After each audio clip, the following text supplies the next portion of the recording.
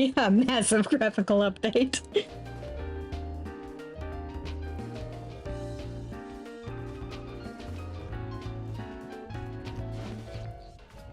Going straight from 2D sprites all the way up to 3D.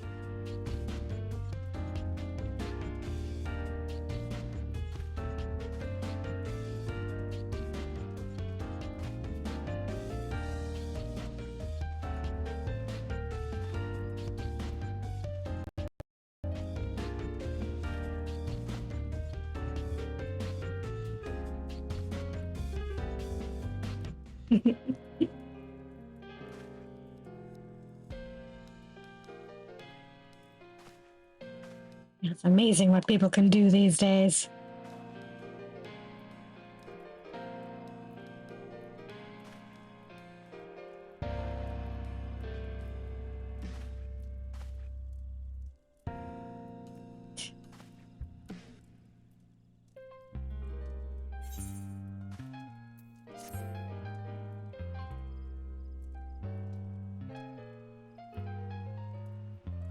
Did a little bit of rearranging of stuff.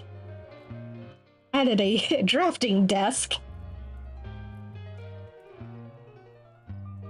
I also have a new companion.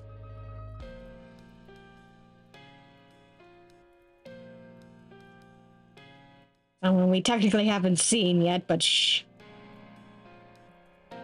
Yup. Crap.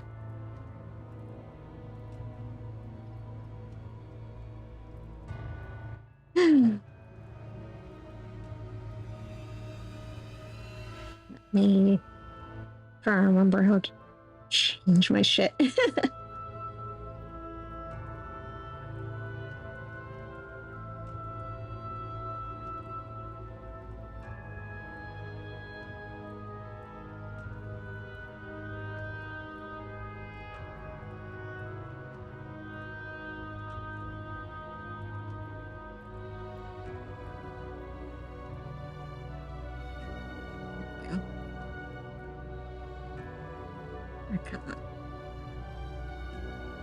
Let me change my shit.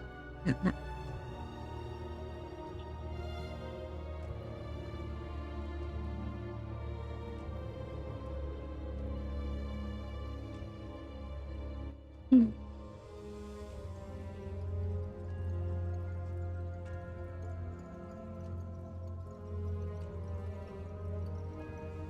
God damn it. The disadvantage to doing this on a touch screen, you can't touch it right in the right spot. No, come on. There we go.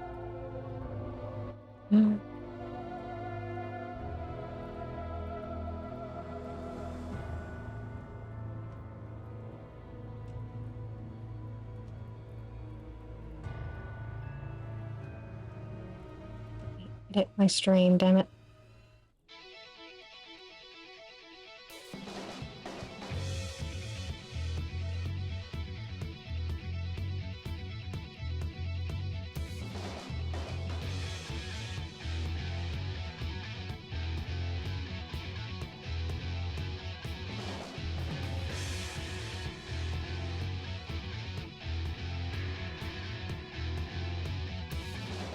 There we go.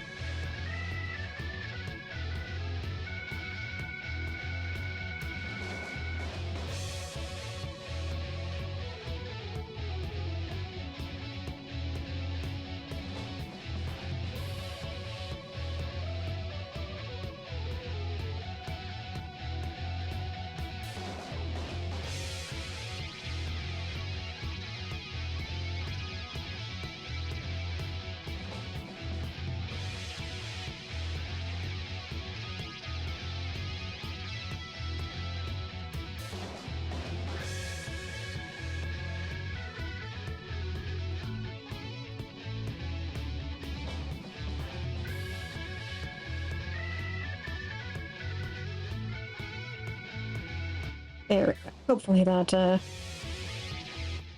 that will take.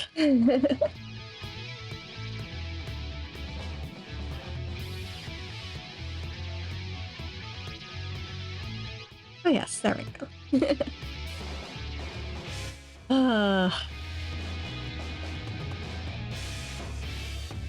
Technical issues aside. Yay, good.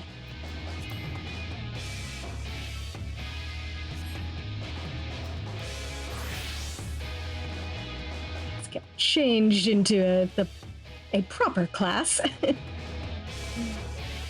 And by proper class, I mean one of the ones I plan on leveling up.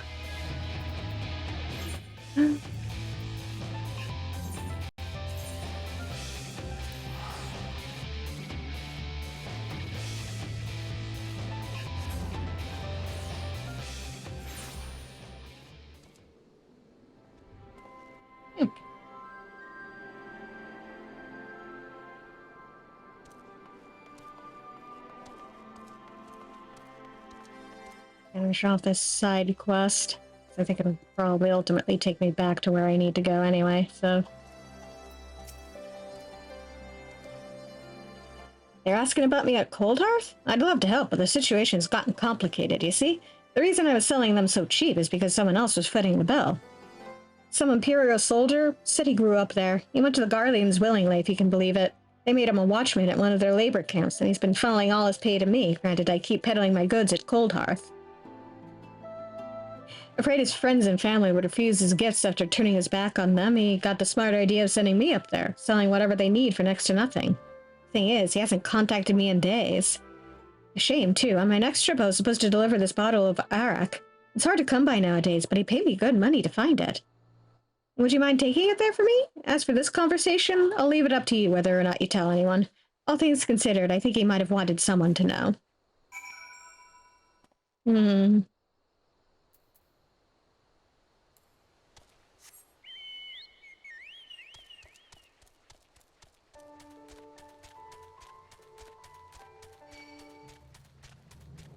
Not going up that way.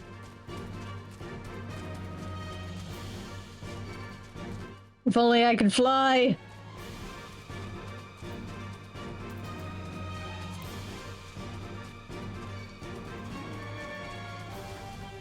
Instead of being attacked by all these critters.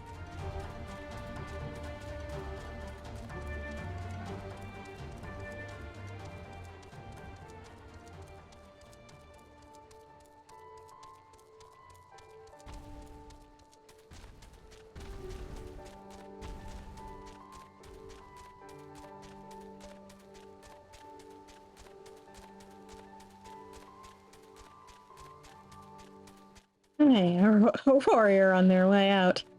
I don't think I know where they are.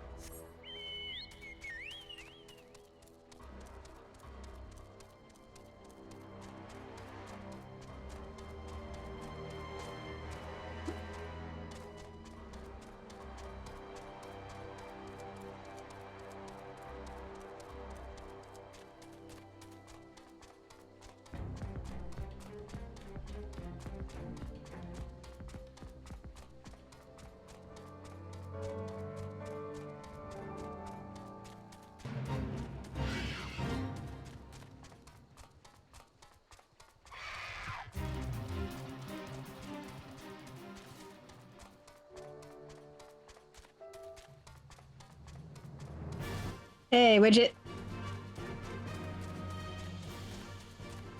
You got to miss out on me fumbling around with settings for like 5 minutes.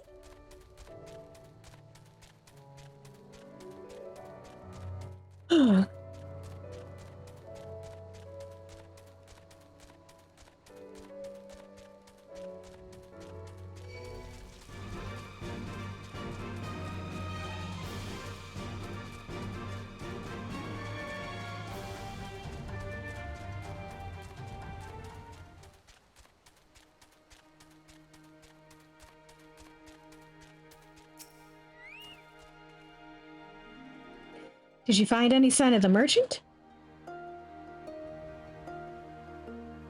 Was paid to come here by an Imperial turncoat? They worked at a labor camp. No, it can't be.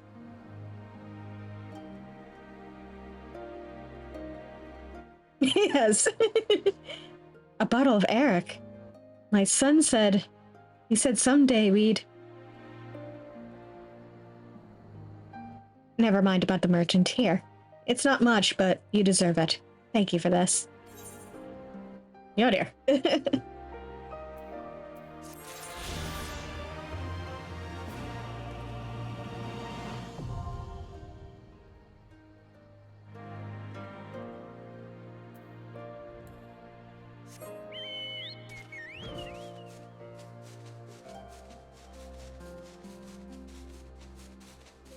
Oh.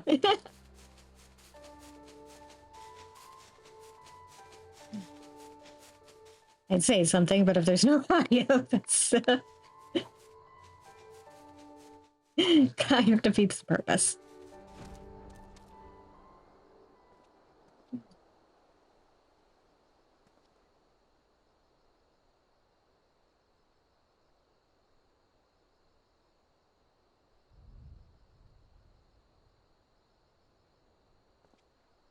Yay! Hi, for real.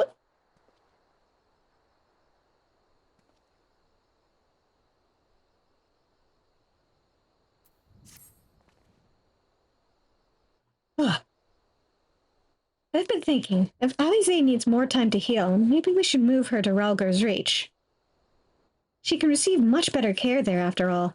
Our infirmary is probably the best place for her, short of sending her to Gridania.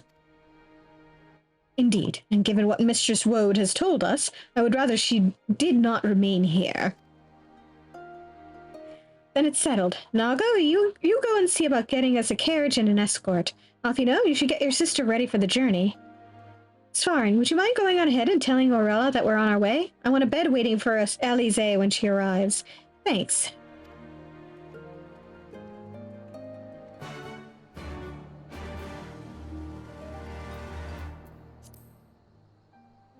All right.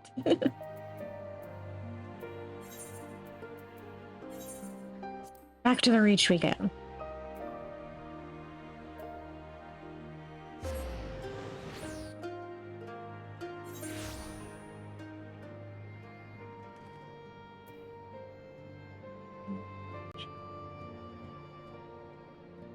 Checking how my RAM is doing. Oh, no.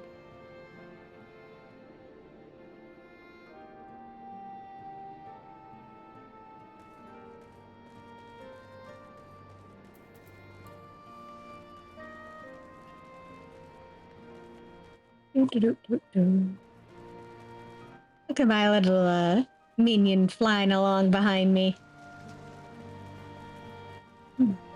She's a necromancer, by the way.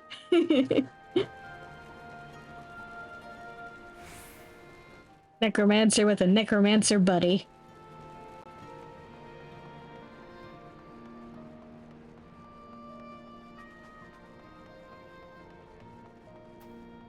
Hey, Aurella. Exactly.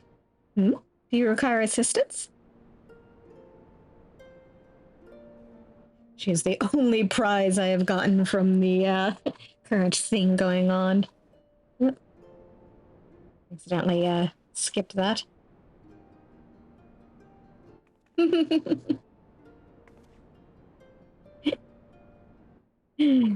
Clearly she's a high-level necromancer who's got lots of other spells in her spell book other than just flight and necromancy. There, all crisp and freshly laundered. We're here. Is everything in order? Right, we're bringing her in.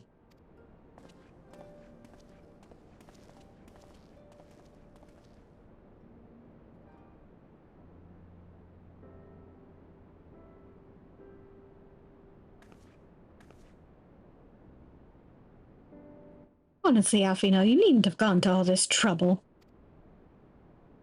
What can I say? It seemed a good way to discourage you from limping off to battle when my back was turned. Listen to Aurella, please. You need your rest. I know. Any news of Cryle? She'll be cross if you make her wait too long. As will I. Ah, a chilling prospect indeed. I'll find her, sister, and I'll fight twice as hard for the both of us.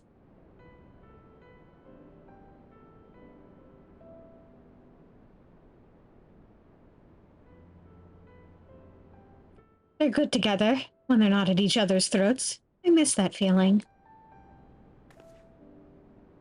Svarn, I have a favor to ask. Would you mind waiting outside for me? I won't be a moment.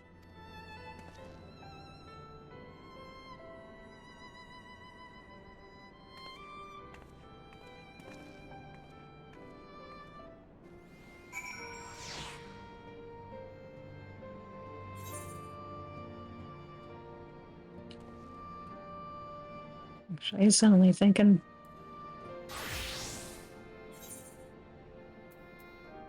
Okay.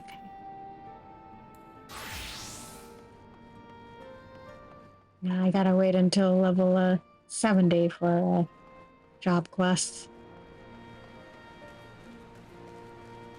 Should be all set otherwise.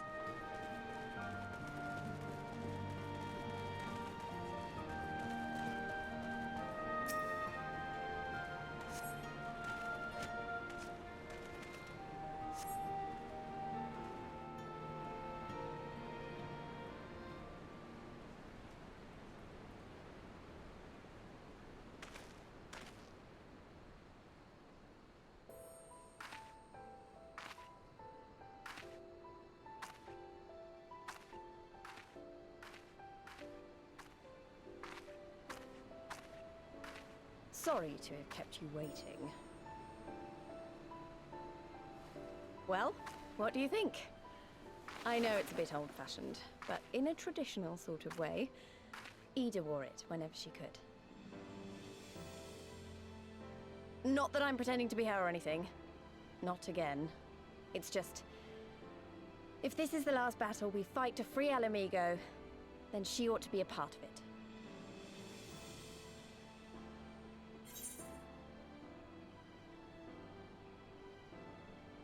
It is very pretty.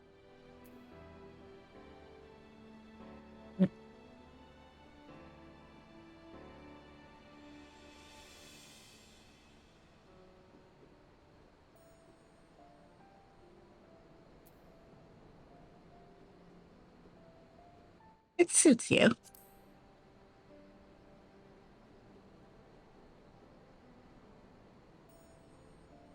It's nice of you to say so. And a bit embarrassing. But mostly nice.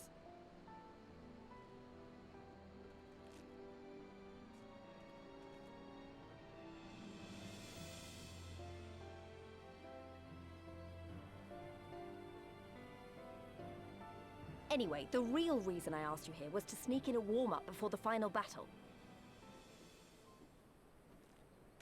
There's this place I know where monks used to spar as part of their training. Care to join me?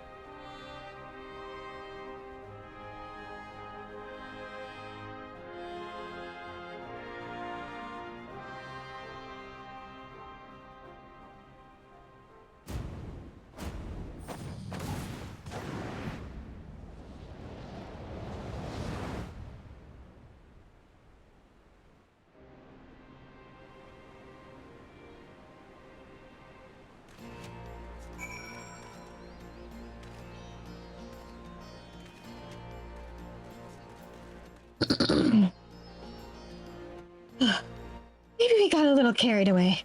But you have to admit that was fun. Thank you, Svarn. You're the best kind of friend. The kind that's not afraid to knock some sense into you.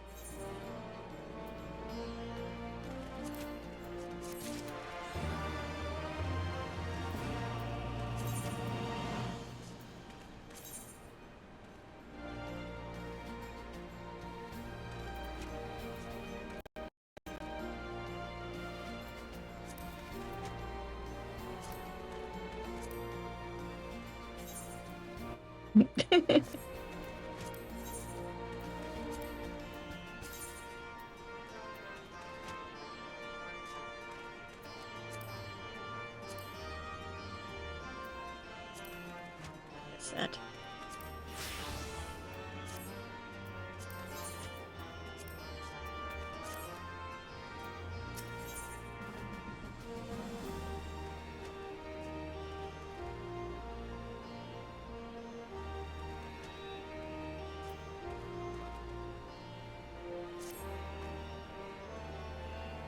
Now that Alize is settled in, it's time we rejoined the fight. Oh, actually, maybe you and Alfino should go on ahead without me. I need to talk strategy with the officers, and that might take a while.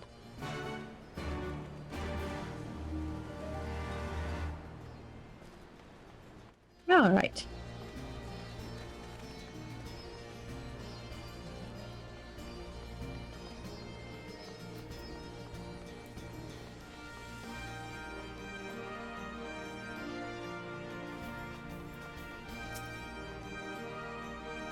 Ah, there you are. What was it that Lise wanted of you?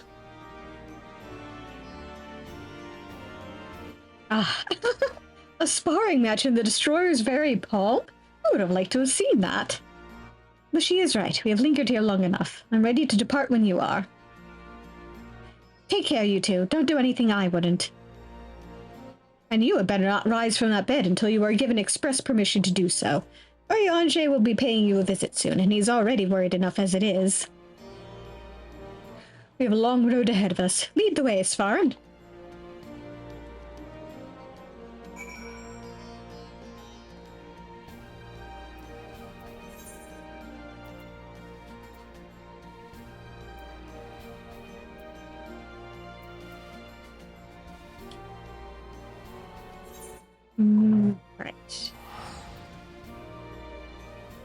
Right. Right.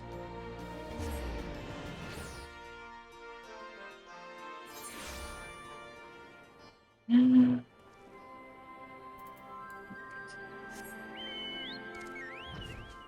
here, bird.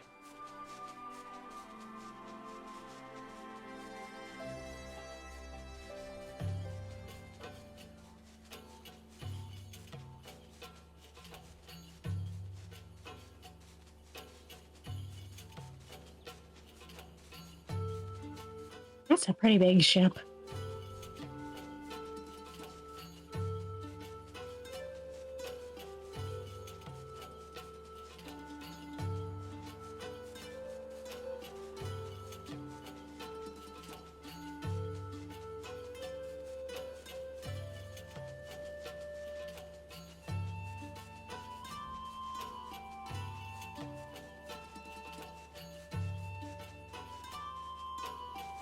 Hey, Pippin.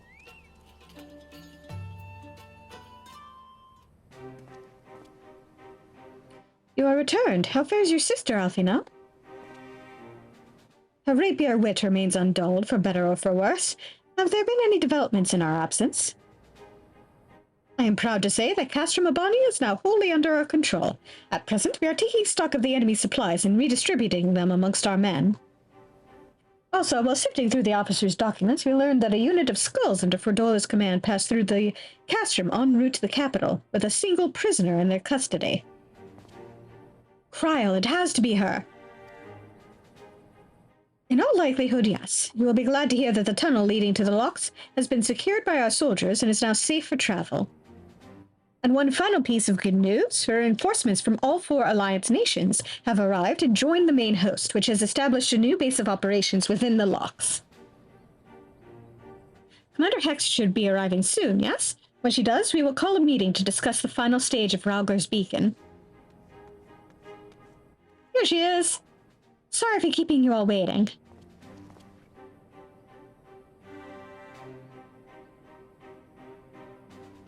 An Alamegan folk dress?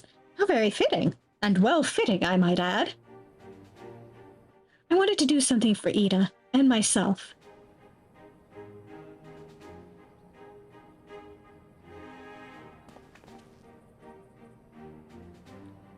This is it, the last push. We're coming, Kryl.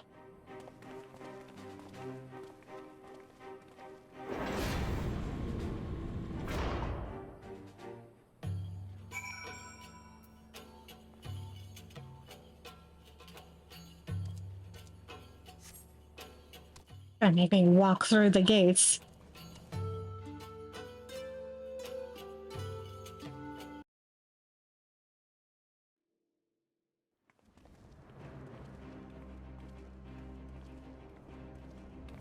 I remember my father's words, how they rang in my ears as we left Castrum Abania behind and looked out over the locks before us. Comrades brave and true, they had come from all across Eorzea to stand with us, to stand against oppression and tyranny. 20 years the Empire had ruled us, but no longer. Liberty or death. Liberty or death.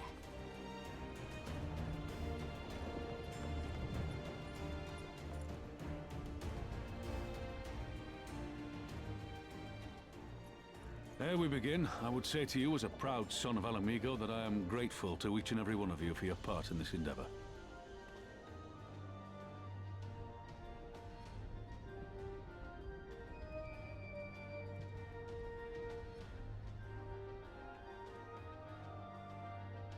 Now, to the heart of the matter.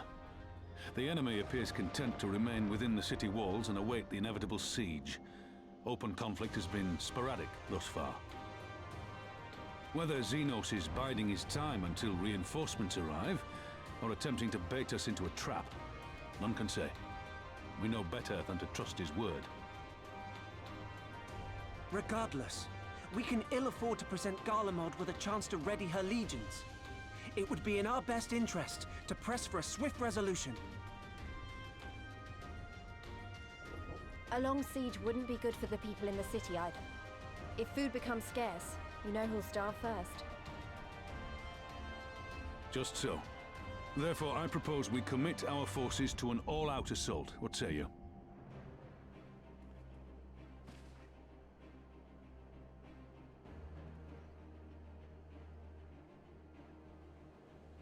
Twould seem we are of one mind. Then let us proceed to the how of it. The Immortal Flames will form the vanguard, supported by the archers and the conjurers of the Order of the Twin Adder, under the Elder Seedseer's command.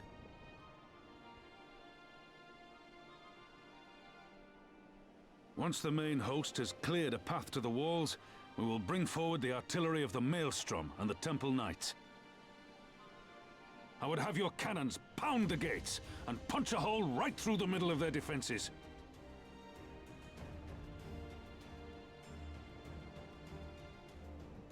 What about the resistance? Your part will be to occupy the residential district and keep civilians out of harm's way. The people are more like to trust their own. Of course. You can count on us.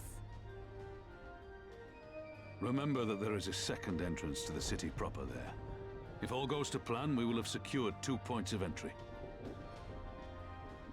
Once both objectives are complete, we press on into the city, surround the palace, and hunt down Xenos.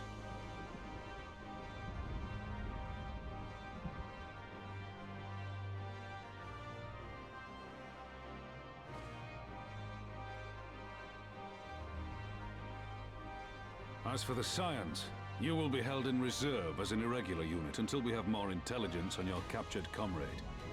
Kryle's rescue will be your primary concern, but I dare say we'll find a use for you once her freedom has been secured.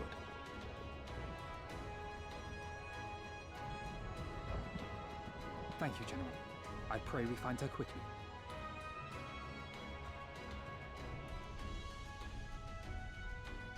Ralga's beacon nears its end. Soon, my friends, Alamigo will be ours once more!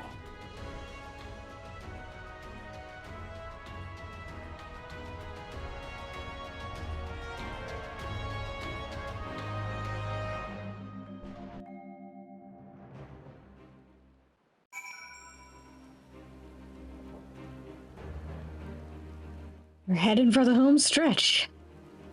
Oh. Oh. Got some weird storms going on right now.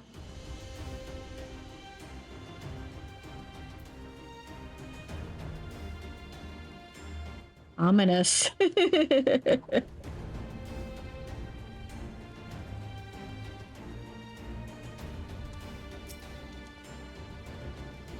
battle of Castro Mabani was brutal, but the one for Alamigo will be unlike any we have ever known. Storm of blood approaches fast. Hell's open, heavens weep. The end is in sight. It has been a long time coming. Let's grab the Aetherite.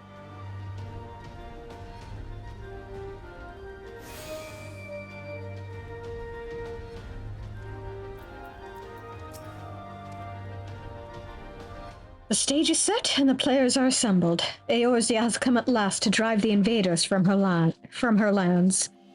What would grandfather say if he were with us here today?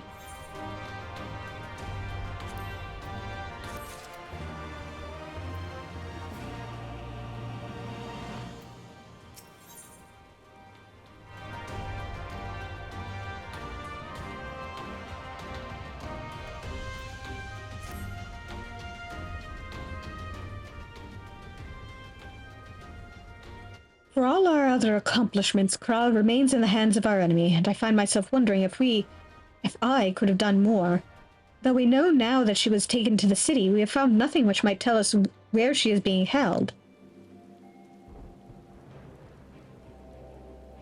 You know, you could just ask me. Hagrid, what have you learned? I shall spare you the particulars of my infiltration and simply state that I've seen her with my own eyes. She's being held within the residential district south of the city proper. I tracked her to the ruins of an old temple of the Fist of Ralgar, within which the Imperials have constructed a research facility. A research facility? What manner of research? Why, methods to imbue Garleans with the power to manipulate Aether, in pursuit of which goal their scientists have, I am sorry to report, performed many questionable experiments on living subjects. What?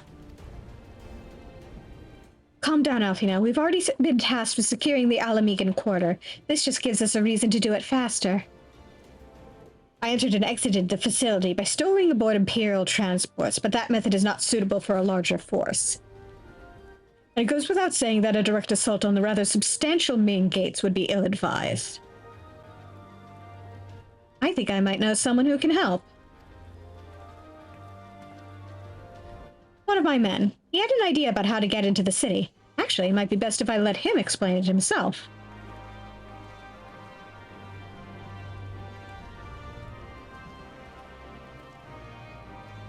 It's been a while. I'll not take offense if you don't remember. Might even be glad of it. Alagana, am I right? Aye. Whiskar's the name. I was raised in the Peaks, but my mum grew up in the city. Any road. I reckon we can get inside the Alamegan quarter by way of Loch Seld. What? How? I was told... it was a story my mum told us, which made me think of it. She was always going on about what life was like when she was a girl, you see? How they used to have to boil the water from the well before they could drink it, since it was full of salt. They were drawing salt water from the lochs, which means there must be an underwater tunnel or something.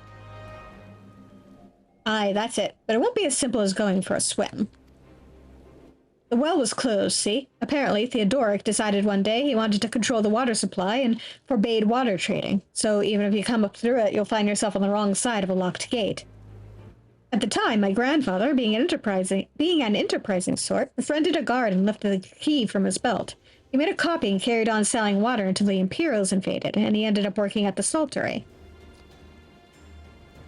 In short, we need your grandfather's key, assuming he still has it. I'm certain he does, and I can take you to him, but it'll be dangerous. Don't you worry about that. We're used to dangerous. Nago and Ehrenwald will assemble a squadron while the rest of us go and get that key.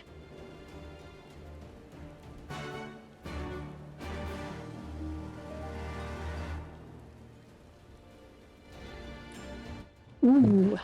Okay, we're getting,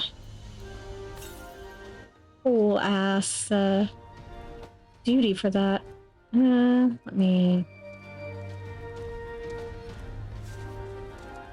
Let me do some quests around here real quick, though.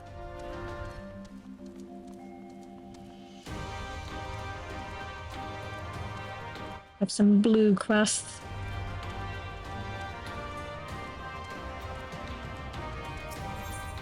Oh, I've almost leveled up. Betha seeks aid in quieting the dead. Oh good, this is perfect for my necromancer. Ah, adventure. I need your aid in saving the souls of the dead. Pray excuse me, that sounded more dramatic than I intended. My name is Betha, by the way. You've probably heard how the Empire took great pains to quash the religions of this land, for fear of the appearance of primals. But the Imperials even went so far as to forbid the harmless ceremonies folk performed to honor their fallen. As a result, the Lochs are now haunted by a host of restless shades who were denied their last rites, and sadly brute force is the only way to banish them. I spend such spare time as I have sending these spirits on to the next world, but there's only so much one woman can do, Any aid you could offer would be greatly appreciated. You will find many an unquiet spectre roaming the tombs to the northeast. Pray send them to their final rest.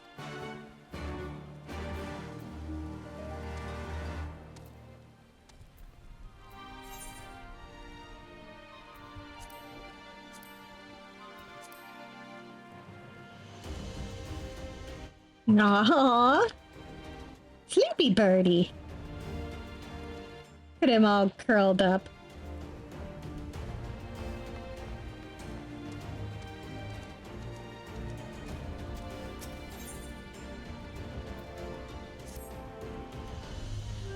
Lieutenant Darkheart, you are well known for your deeds as a soldier. On this day, however, I would call upon your broad experiences as an adventurer. As for the situation at hand, it would seem that part of our patrol route has been claimed as territory by a fearsome zoo nestling, yet we cannot simply choose to circumvent the area lest we risk it providing an unobserved entry point for Imperial scouts. My men and I will gladly go toe-to-toe with any military opponent, but nothing in our training has prepared us to combat a foe which can soar through the ravines and swoop down upon us with impunity. My comrade here almost lost his arm to such an attack, and I fear it is only a matter of time ere the creature makes a kill, unless you kill it first. The nestling surveys this domain from a narrow pillar of rock to the northeast. Pray find this predator and end the threat to our patrols.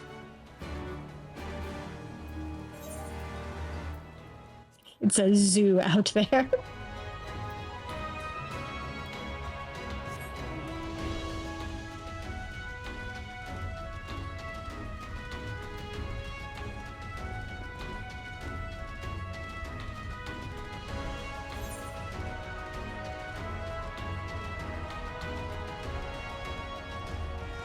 Yep.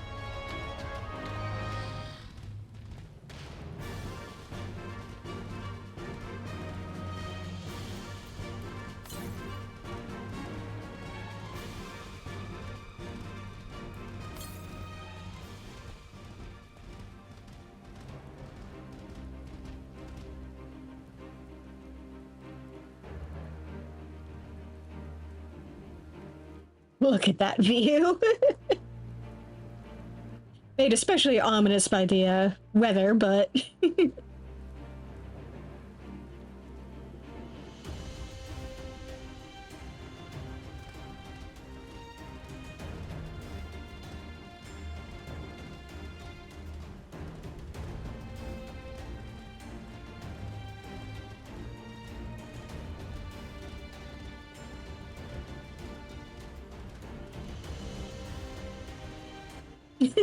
yeah, totally safe.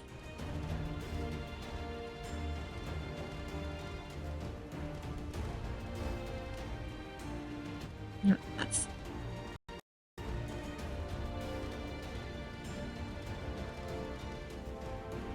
yeah.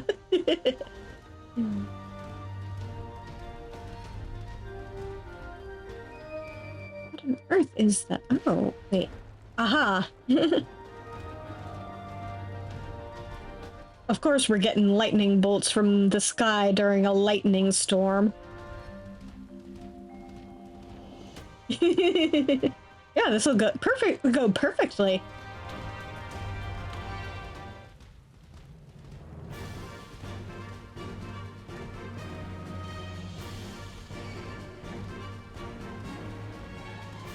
Keep trailing after me, you guys, and I'll lead you into a lightning bolt.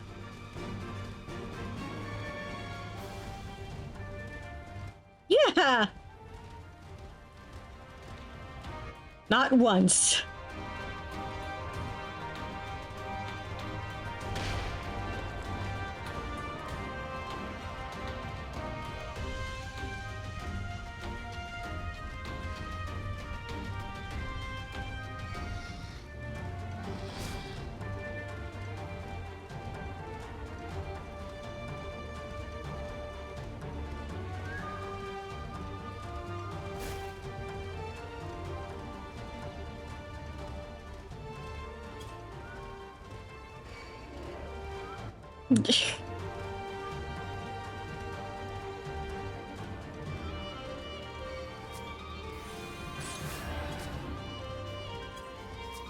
Leave me alone.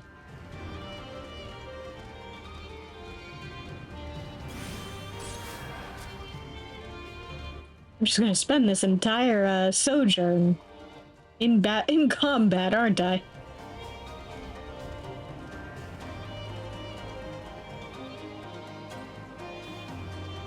Come on, lose line of sight. Oh, for crying out loud.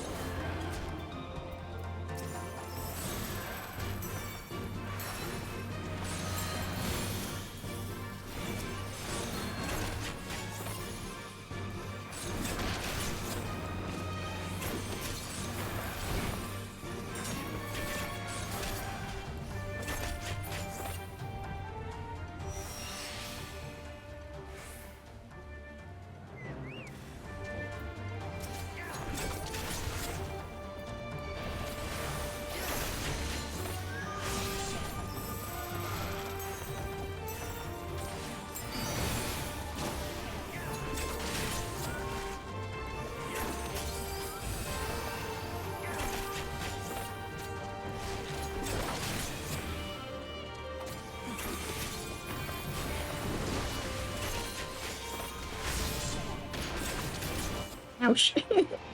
Poor bird. Poor bird got zapped.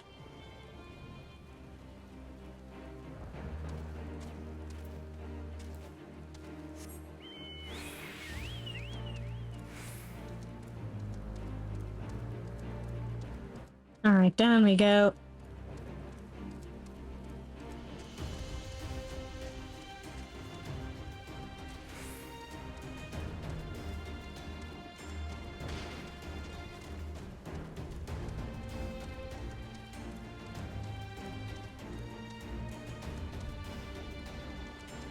I want to get over there.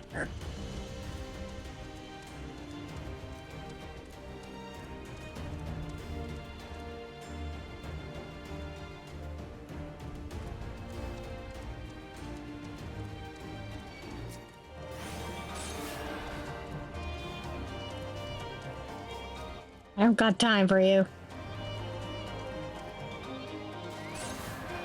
Ouch.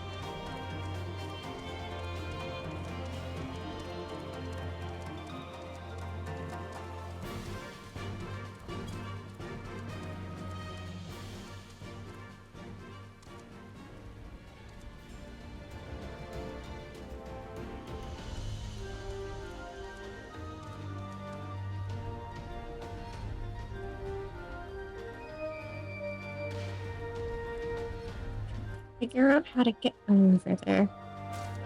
Yep.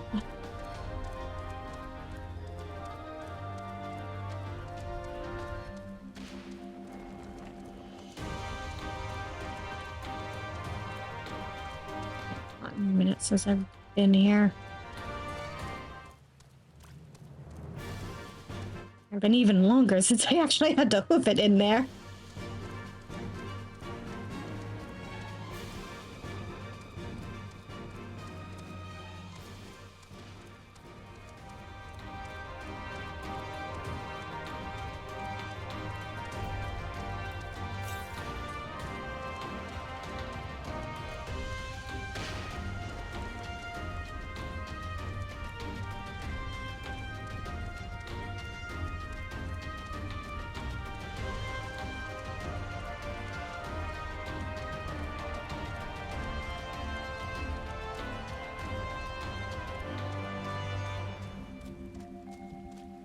This place is just covered in salt.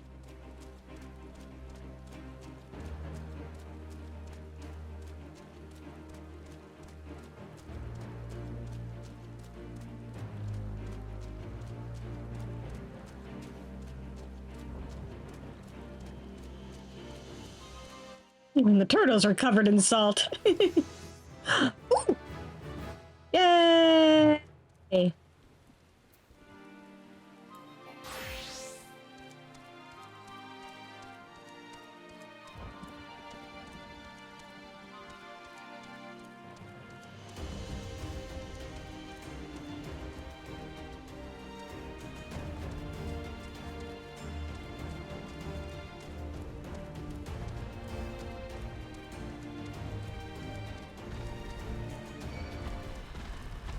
Yeah, I think we're going in the right direction now.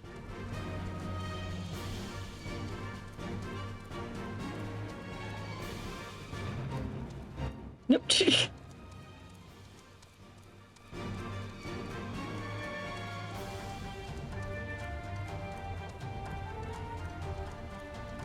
I'm not even bothered by ghosts chasing me. That's just par for the course.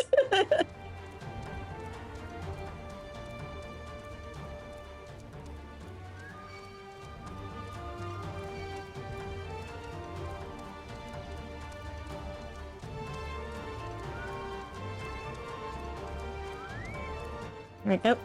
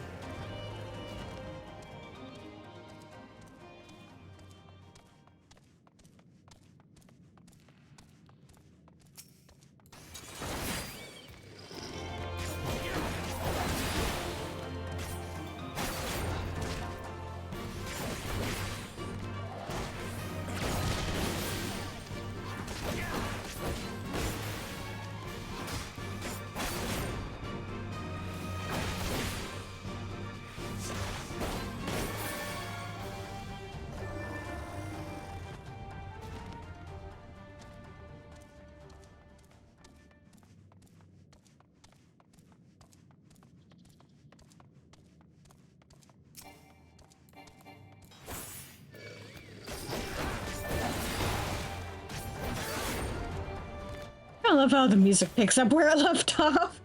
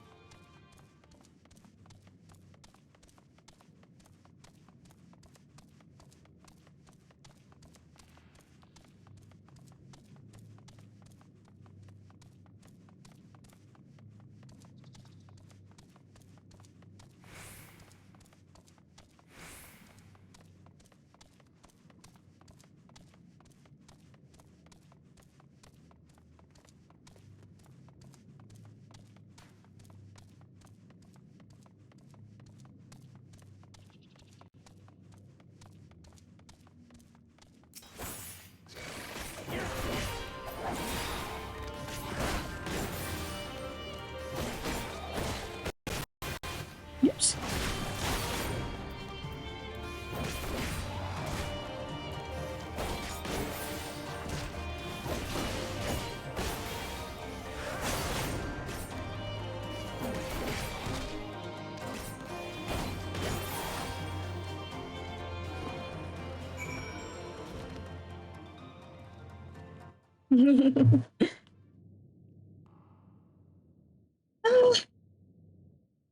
He tends to deal a lot with just standard ghosties. Standard ghosties and spirits. So he'd probably say those are his favorite by default.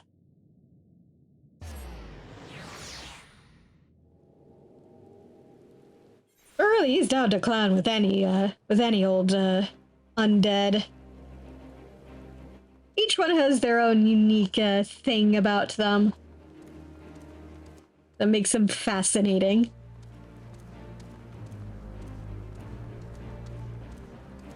Probably tends to favor more intelligent undead.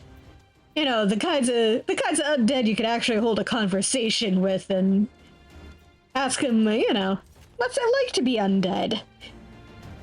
How's your unlife going? Yeah, exactly. Your efforts will be felt, adventurer. When this land was yet under the yoke of the Empire, my own father lost his life in the fight for freedom. But although our conquerors permitted me to build him a gravestone, they would not allow me to perform his final rites as the teachings of the Fist of Ralgar demanded. It was later that I heard how a ghostly apparition was seen floating near his grave. I should have performed the ceremony, and the Empire's laws be damned. I should have had more courage. I was so afraid to die. Ashamed at the cowardice I showed then, I began seeking out other shades and specters to put to rest. It is a seemingly unending path, and I thank you for walking even a few steps of the way alongside me.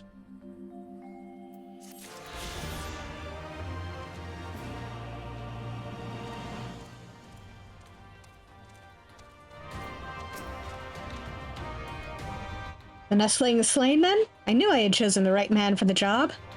I'm grateful you came along before any lives were lost to that monstrous bird. You have our thanks.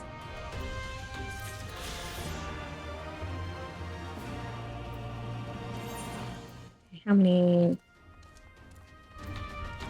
Yeah, okay. So 2 out of 5, and we haven't gotten any of the walking ones yet.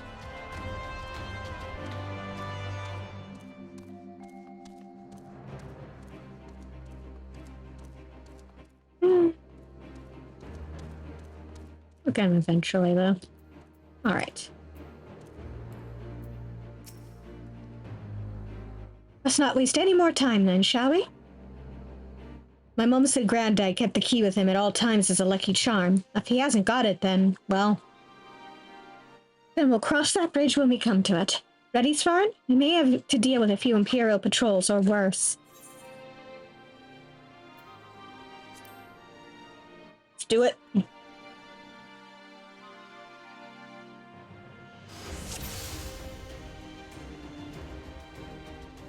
Saltery's not far. Follow me.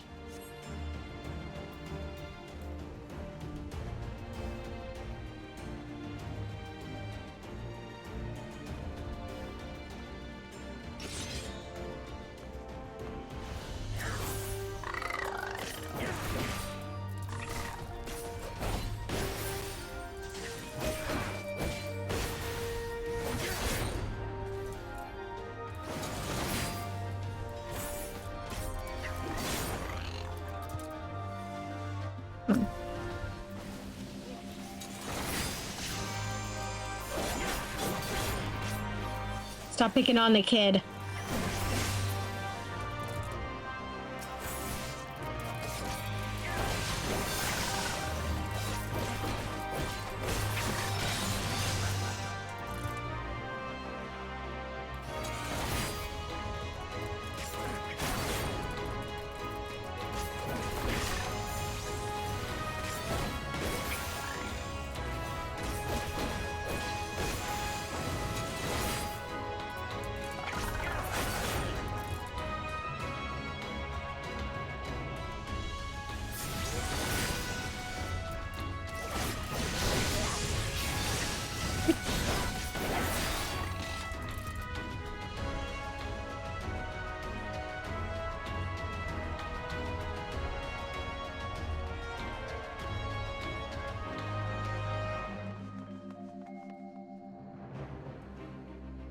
We're here, but this isn't right. Where is everyone?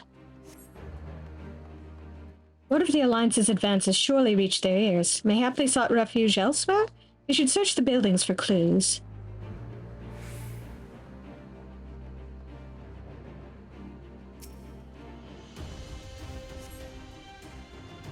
The barrel appears to have recently been filled with fish packed in salt.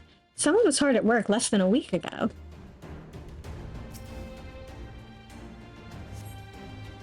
The pot is filled to the brim with salt from the locks. Yeah, come on. The lumber appears to have lain undisturbed for some time. There has to be a clue somewhere around here.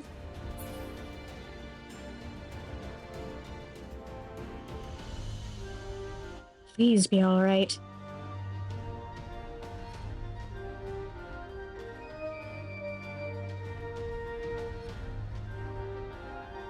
Going around to see what they all have to say. You got nothing, Lees? What about you, Thancred? They must have gone to ground, but where? Oh, and masonry. The crumbling masonry appears to have lain undisturbed for some time.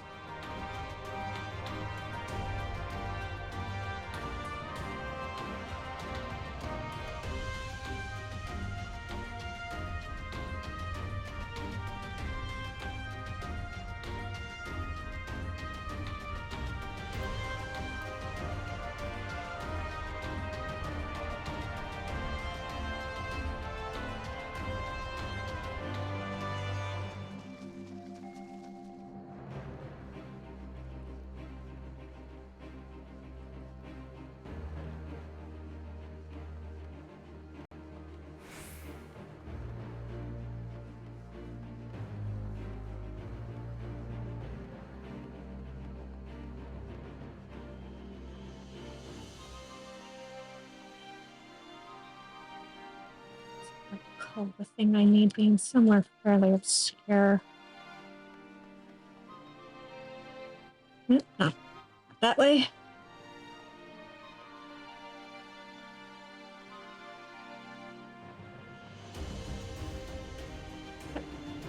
Let me up.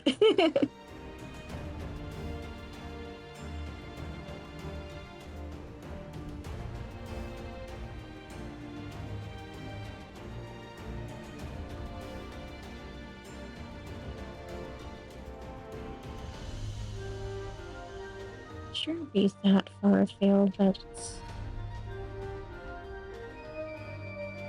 somewhat weird.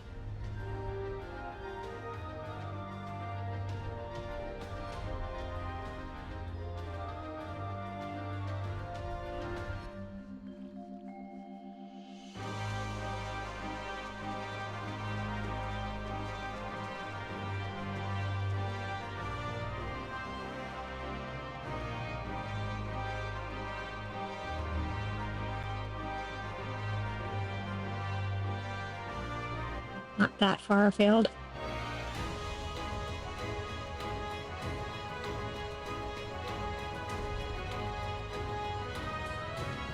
Oh, there we go.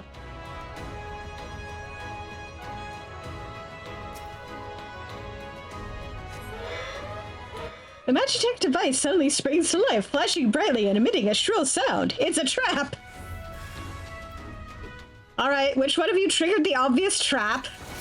Wasn't me. On your guard, Magitech drones approaching. Mayhap half a dozen? Svarn, keep Whiskar alive, would you? Why can't you? Where are you, Whiskar? Over there. Yep, come on.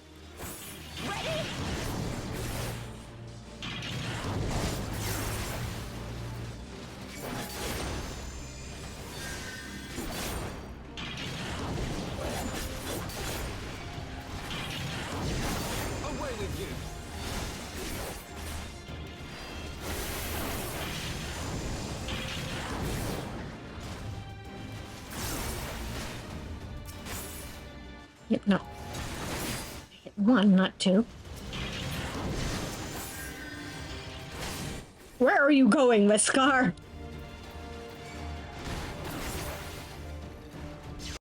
Okay, at least you're all bringing them together.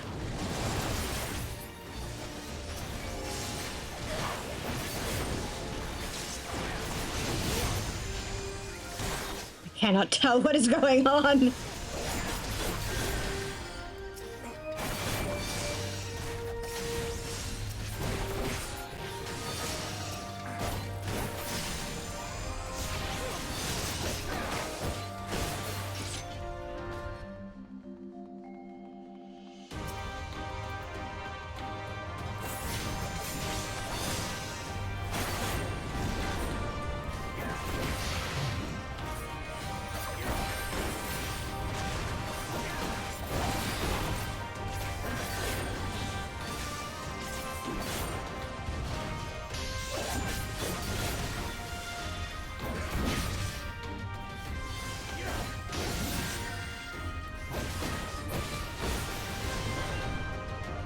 Now then, where were we? Ah yes, looking for clues as to the whereabouts of our erstwhile, water merchant and his key. Hey!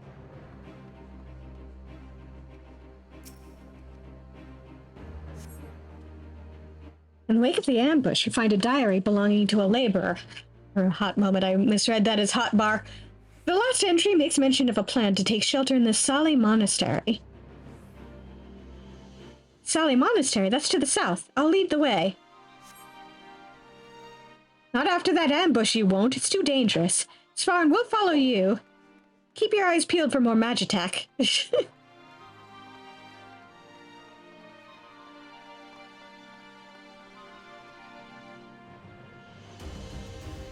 No, you guys are not smart enough to use the stairs. Unlike me.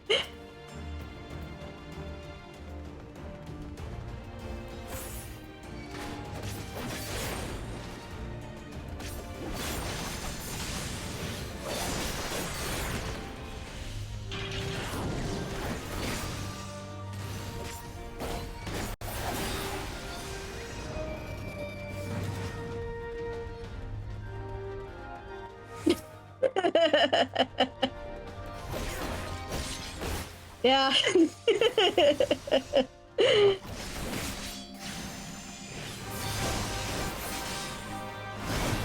If there was a straight line between points A and point B, why wouldn't you just take the shortest route?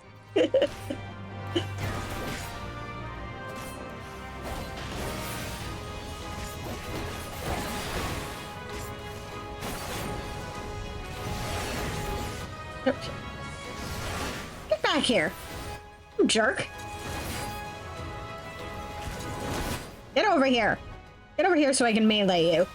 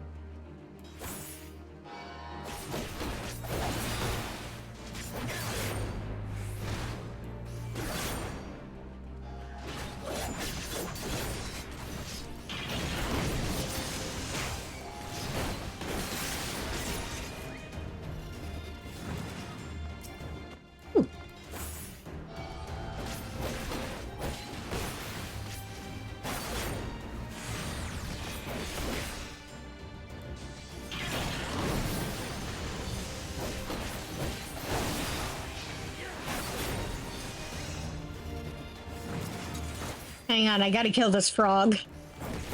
It's on my hunting list. Yeah.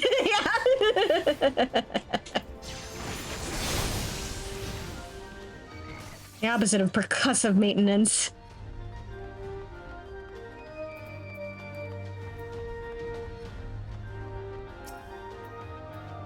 Percussive disassembly.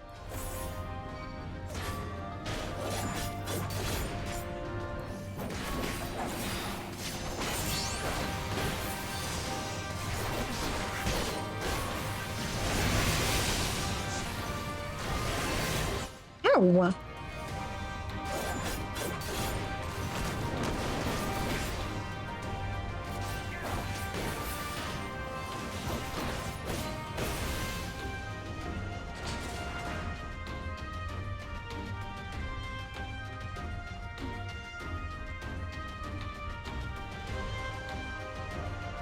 Yep. Nope, not that way.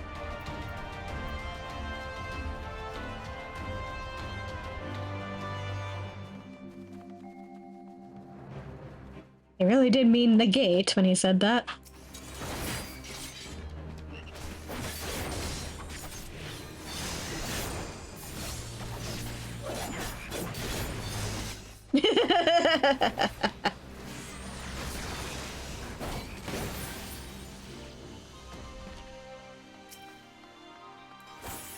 One of these hits is gonna find the off button.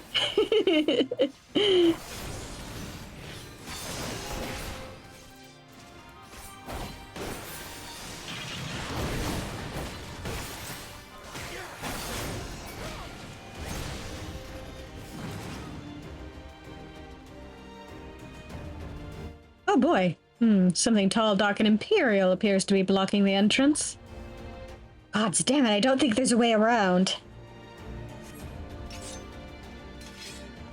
Might be a cross.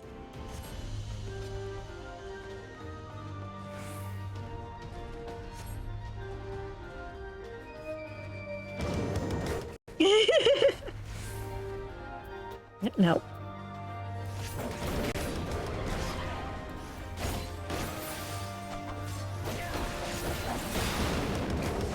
Yep. Violently finding the off button. Preferably before this damn thing, hits us to death.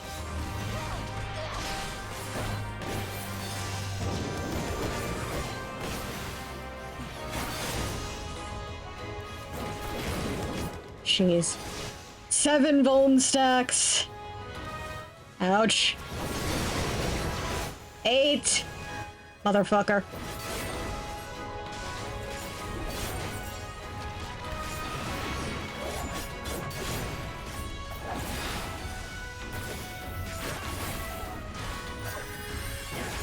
Sorry, Fagrid, I'm just stealing, I'm just gonna steal, its attention from you. Ow!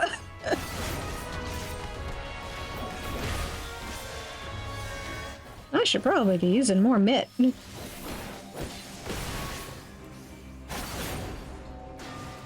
Ow! Way too well guarded.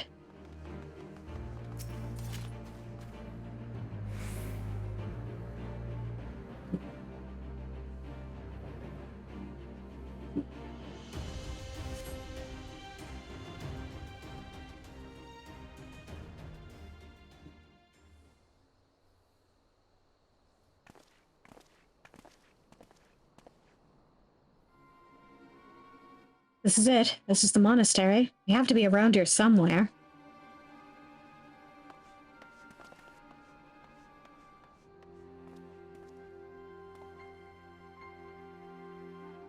What? What? It's me, Whitskar, your grandson. Whitskar? My Roger, is that really you?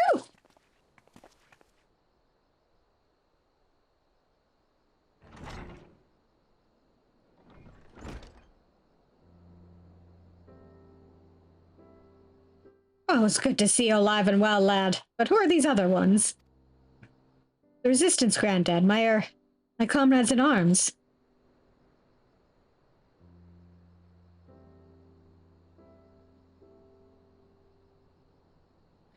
She told you all about me thumbing my nose at the Mad King, did she? Heh. Daft sods never caught me, neither. Wasn't much, but it was my way of rebelling against his rule. Glad to see you've got higher aspirations. Here, make our family proud.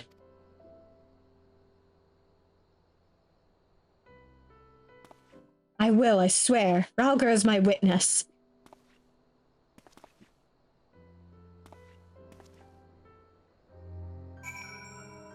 Yay!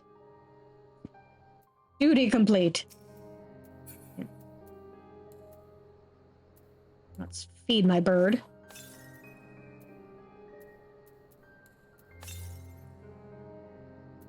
Ooh.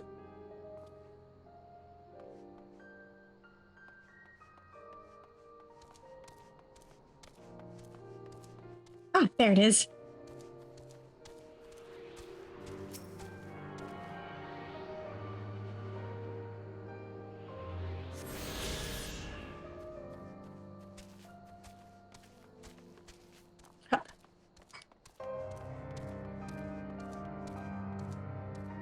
Alright, what were you doing again? I was worried when he wasn't at the Saltery, but we found him in the end. Now that we've got the key, it's time to find that underwater tunnel.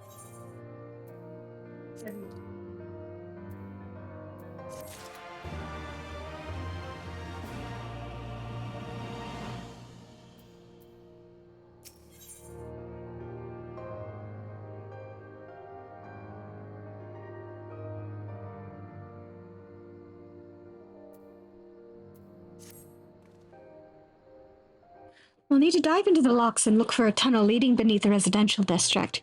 There should be no problem for Svarin and me, thanks to the Kujin's blessing, but for the rest of you... I will have you know that I can hold my breath for 10 minutes. I think it best that I support Monago and Ehrenwald's unit. Oh, right, you can't swim. I am aware of that, thank you, but it is neither here nor there, given that I lack both the Kujin's blessing and Thancred's preternatural lung capacity. Right, of course, I didn't mean anything by it, nothing at all. So, Svarin, Thancred, and me, let's head to the water's edge. Alfino and Whiskar can rejoin the others and wait outside the gates for us to let them in.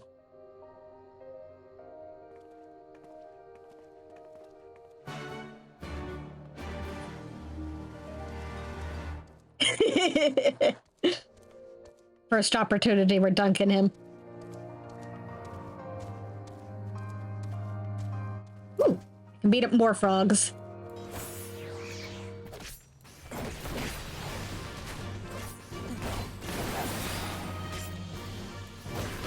Actually, I wonder if these guys are also a little bit toady.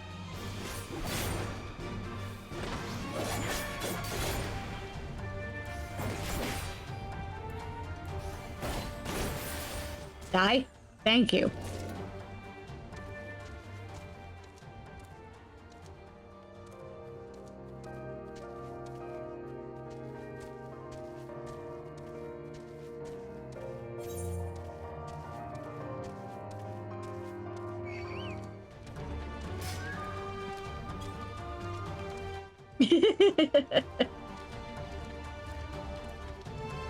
I think they'd rather lick me than the other way around.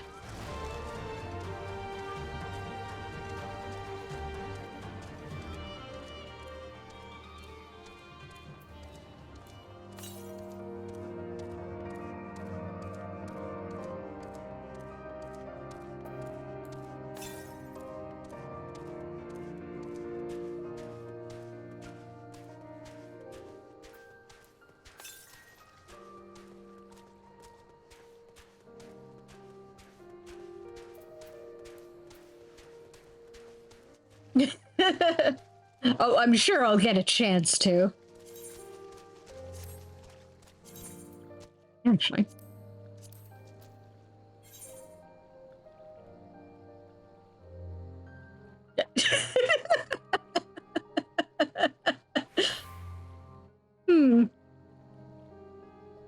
Methinks there's a bit of an issue with this.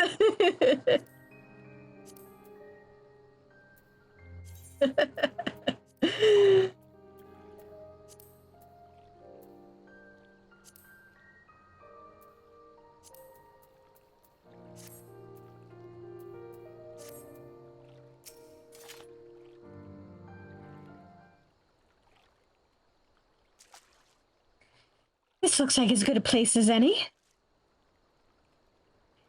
Ere you dive into the briny deep.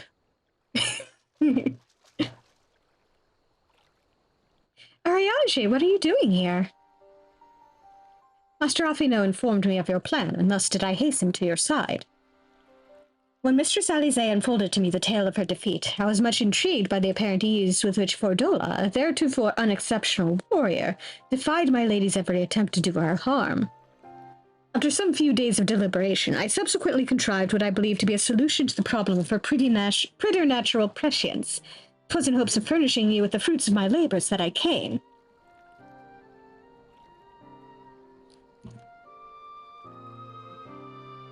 Wait, isn't that Moonbreeda's... Her etheric siphon formed the basis for my design. Oh. Should my hypothesis prove correct, you need but activate it in her presence. To say more would endanger the plan, for ignorance is your shield. Just trust me, bro. It was Moonbreeda's time. It is not yours, my friends. May you ever walk in the light of the crystal and return. We will. For you and for her.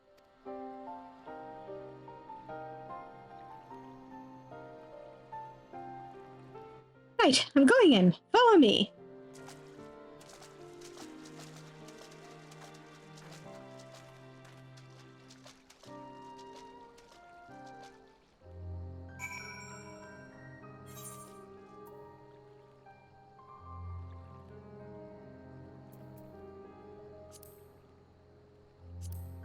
Number two. Oh dear. Yeah, nope. Wrong one.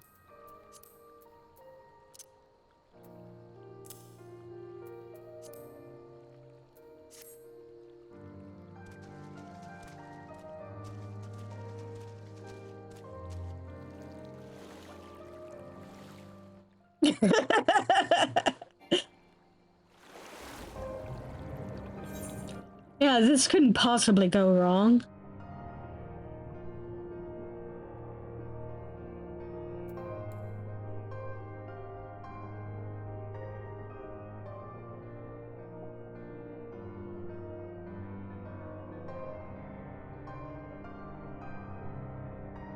It's very pretty.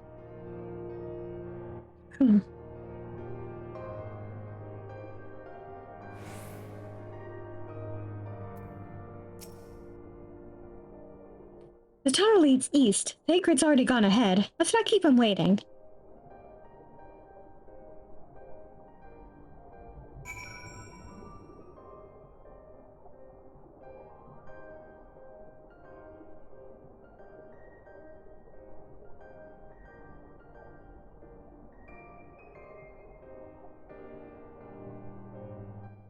Right? It's no big deal.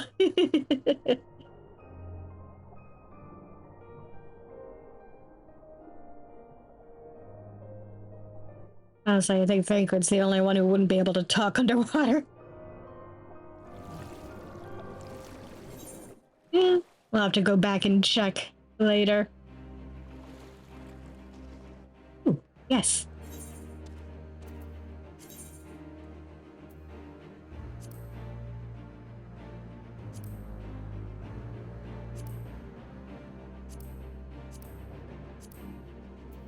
Can't remember which one is which.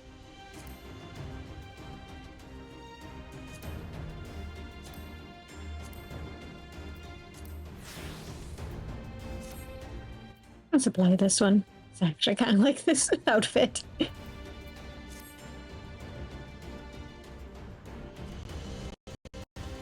Yep.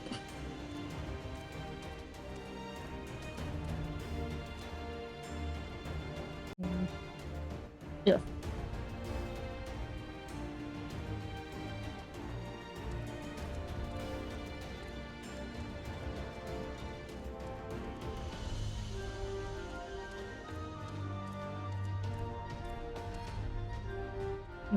Actually. So.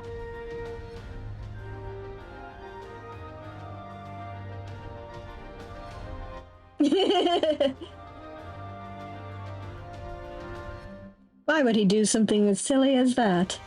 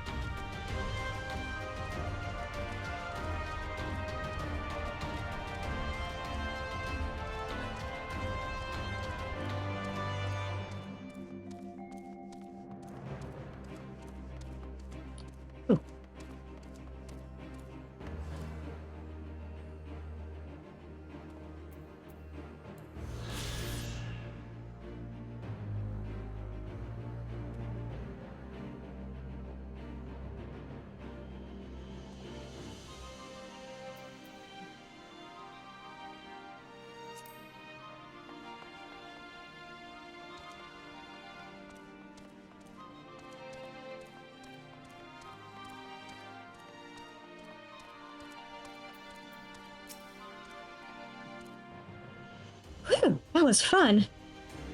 Yes, tremendous fun. Who needs a beastman's blessing anyway? I still can't believe you managed to hold your breath the entire time. It felt like we were down there for hours. Anyway, it's time we let our friends in. Once we head up these stairs, we'll need to make our way to the main gates, which are somewhere to the west of here? Forgive me for stating the obvious, but it bears repeating that until we open the gates, we three are on our own. It would be in our best interest to avoid guards and easily startled small folk. Obviously, but once our guests have arrived, we'll be free to head towards the research facility where Cryo is held as loudly as we like. Since you've been here before, will you lead the way? Of course, but I will move quickly, so see that you do not fall behind. Nothing left to say then. Let's get to it. Oh boy. Duty time! Duty calls!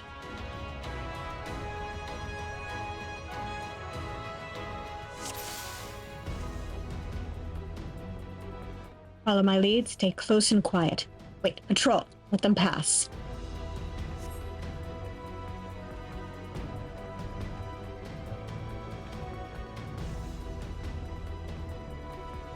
All clear, with me. Following your lead, Thancred.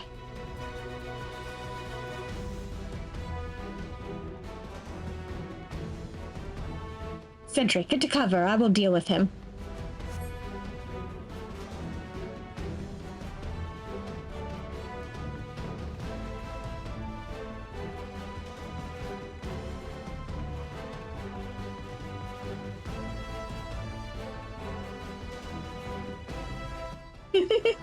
And none were the wiser. Let us press on.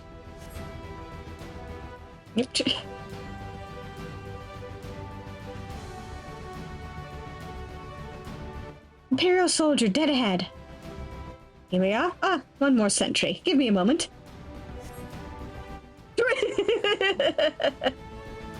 Pleasant dreams. Swan, look for a lever or a winch. We will guard the rear.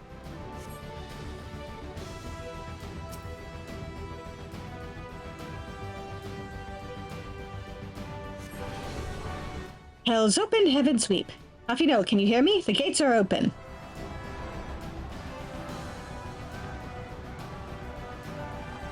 Our friends are ready and eager to engage the Imperials. Then let us leave them to it and head for the facility.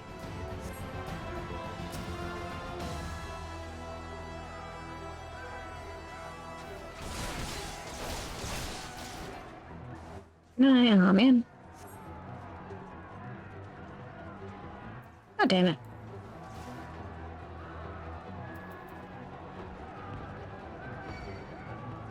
Insurgents here! Sound the alarm!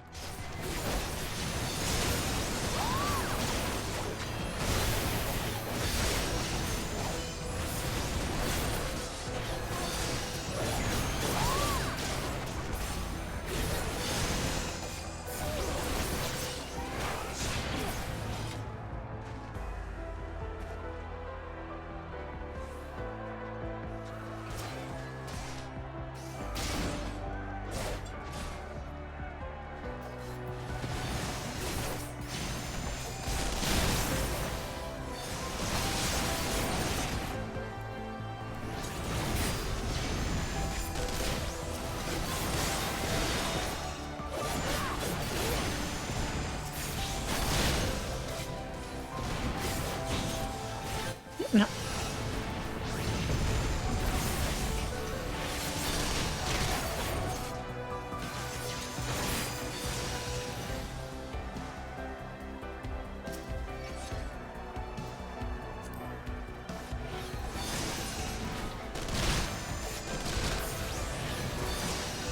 Come on. Ah, there we go.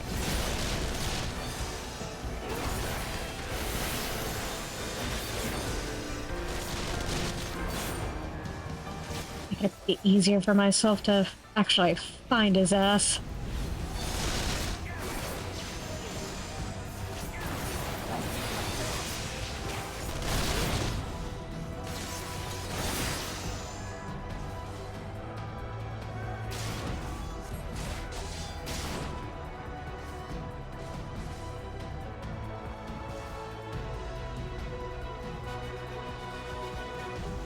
They know we're coming. Make ready, my friends.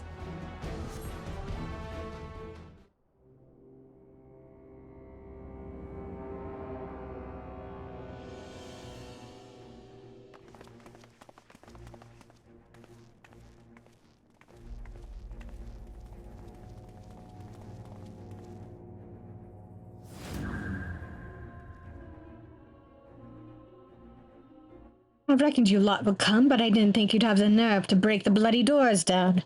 Makes no difference to me, though. Time to die.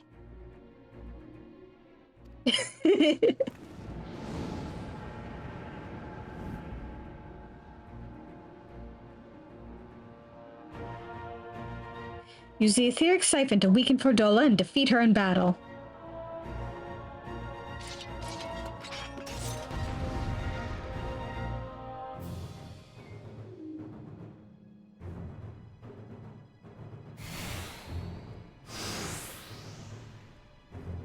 I can read your every move! Oops. Ow.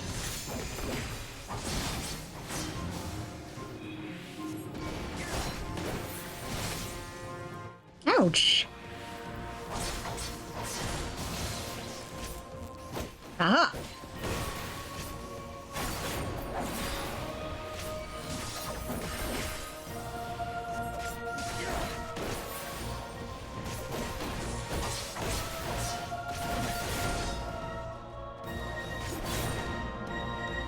Yep. Out of my way!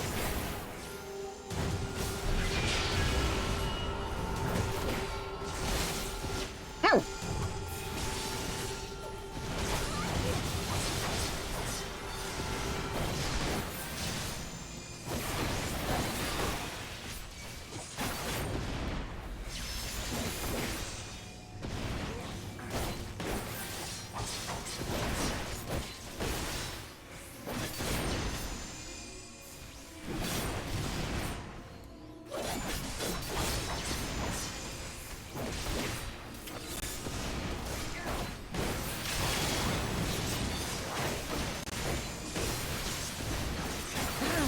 How could I lose? Yep. Ow.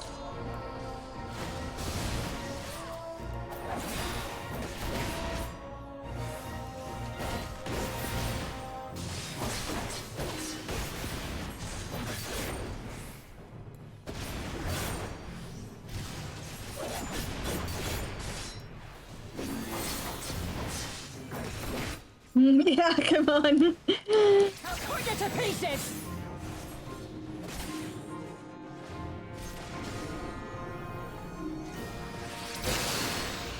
Ouch.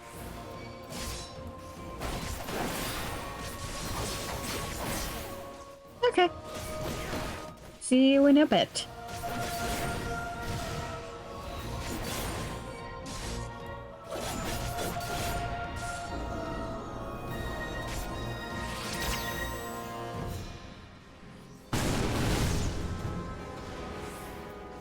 Nyeh.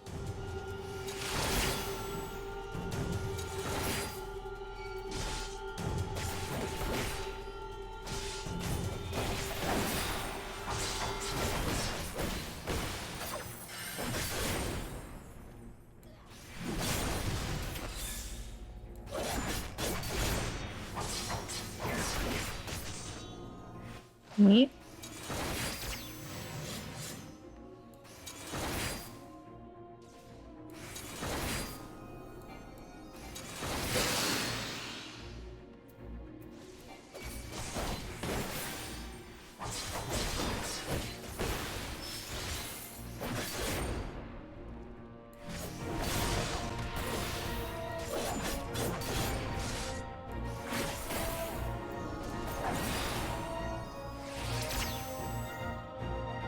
Please get over here.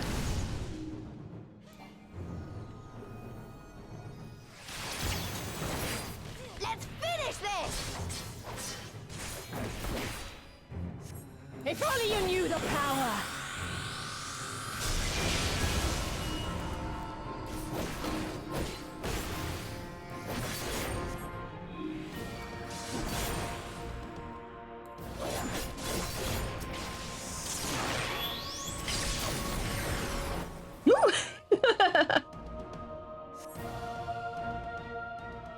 Nice job, Lise.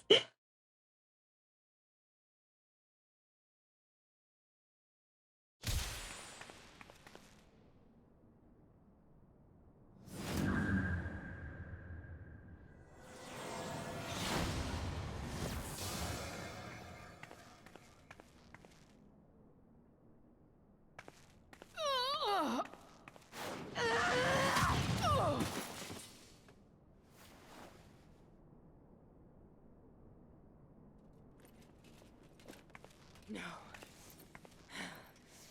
Not after everything. I cannot lose. I will not! Oh, but you will! Without your tricks, you're nothing!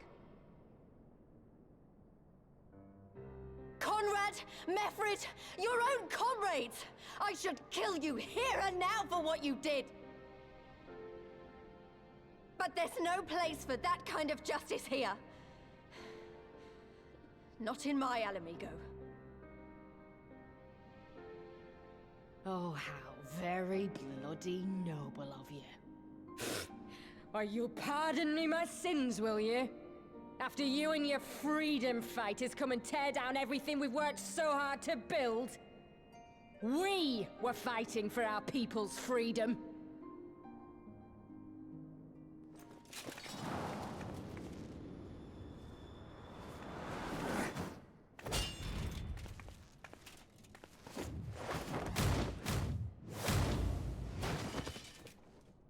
You're slaves to a tyrant! There's no freedom in that!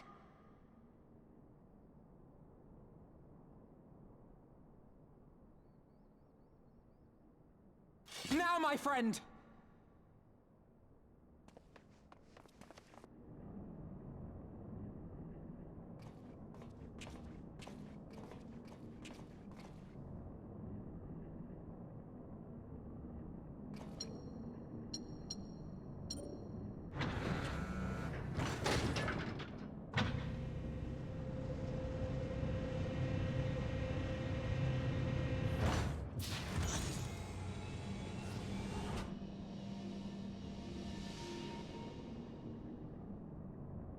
Croyle!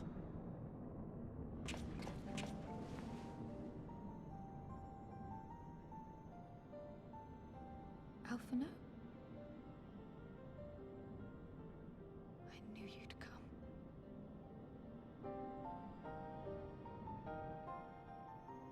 Touching as this moment is, it will have to wait. We should rejoin the main force at once. Lise! I'm taking her back with us, alive. She's going to answer for what she's done.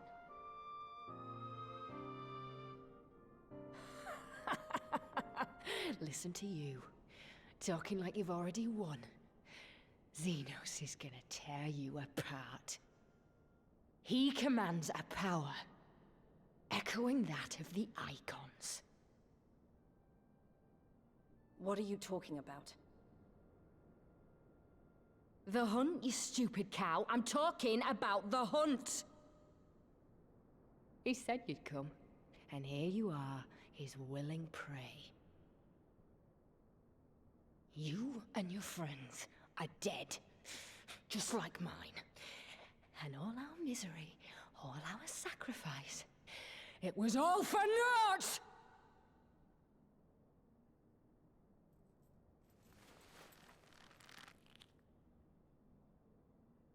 No!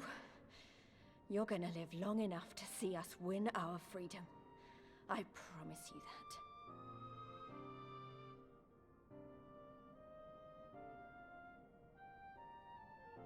May I live 1,000 years.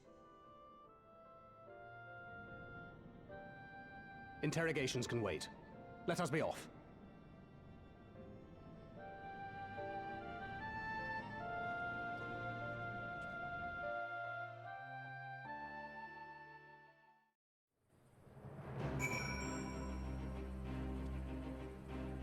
Oh boy.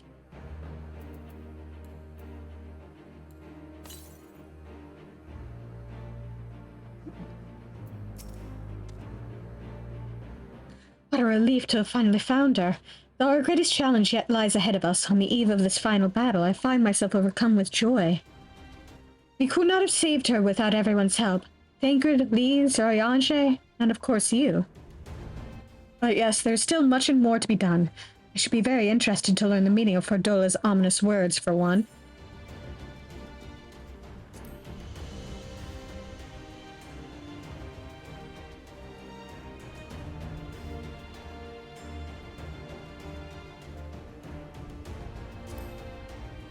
Hey! I get Thancred's bandana.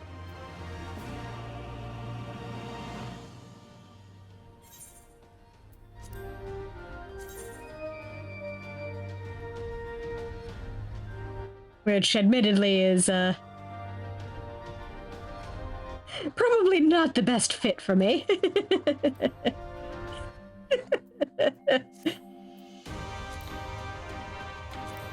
Now, if it were mirrored, that would be awesome.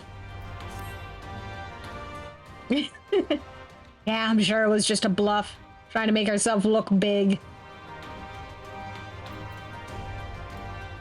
Before we get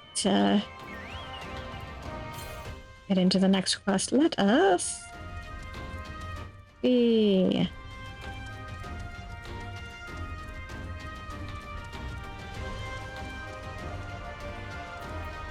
Let's see. Oh, there it is.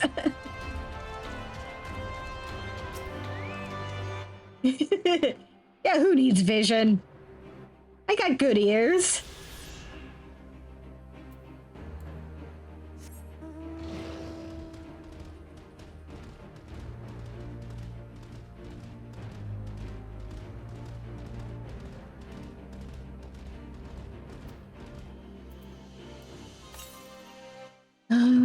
Okay.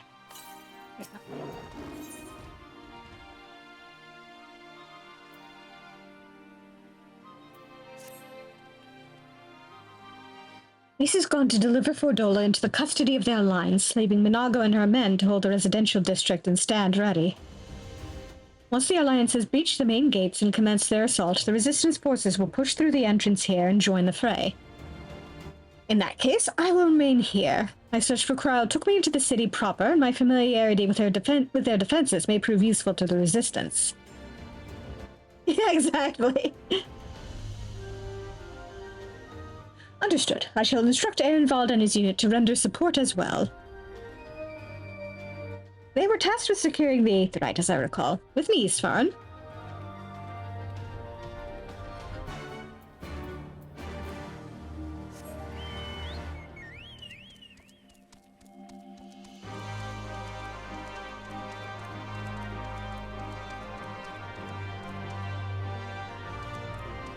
Somebody got Celine out.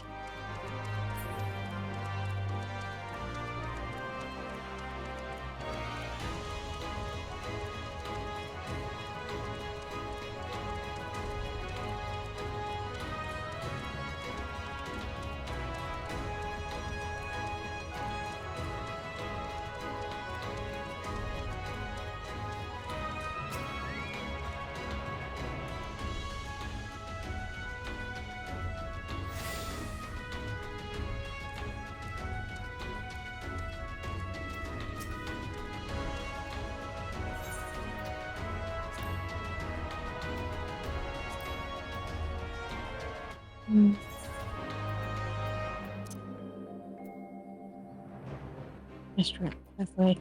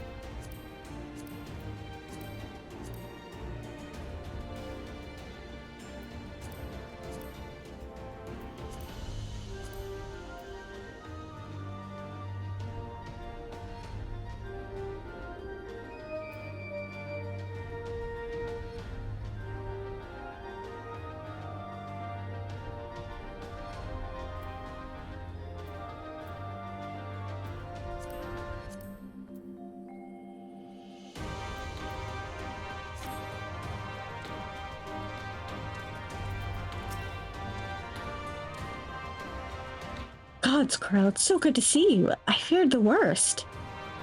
It wasn't your fault. You saved me, all of you. Thank you. We will be departing shortly for Porta Praetoria to rejoin the main host. Ehrenwald, I would have your unit remain here with Thancred, that you might support the Resistance troops in the coming battle. Understood. We won't let you down. I trust you will refrain from doing anything I would not. We are both far too young to die. Right. No noble sacrifices. Got it. Spar and Kyle, let us be off then.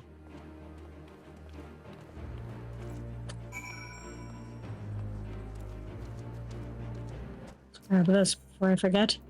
No. Already have it. Okay.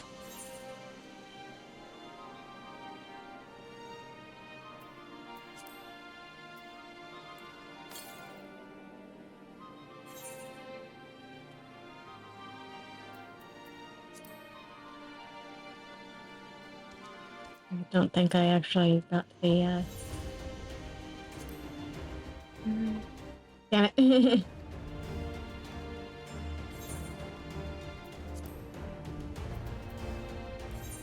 Alright, I'll have to teleport over there.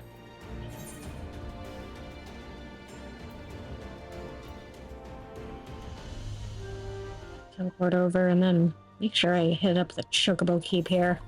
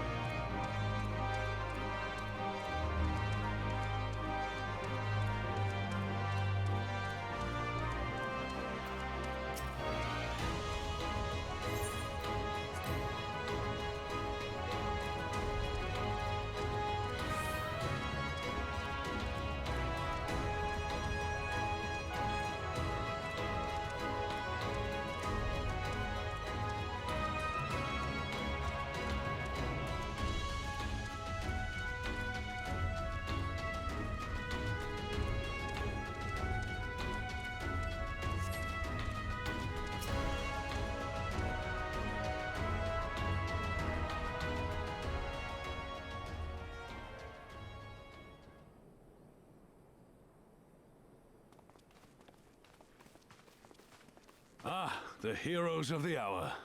Not content with securing the residential district, you gifted me an Imperial Commander. What are you after, a medal? The work is its own reward, General. I must say, however, that Fordola's claims were not a little disturbing. What manner of power could Xenos have acquired that might equal an icon? Might she speak of our missing Omega? Very possibly. The Empire's fondness for comparable Allagan technologies is exceedingly well documented. Have we made any progress with our own investigation? None. The search goes on in earnest, but Cid has thus far found nothing of note. Mayhap the Garleans beat us to it. If they were working desperately to repair the machine, that might explain their decision to remain within their walls.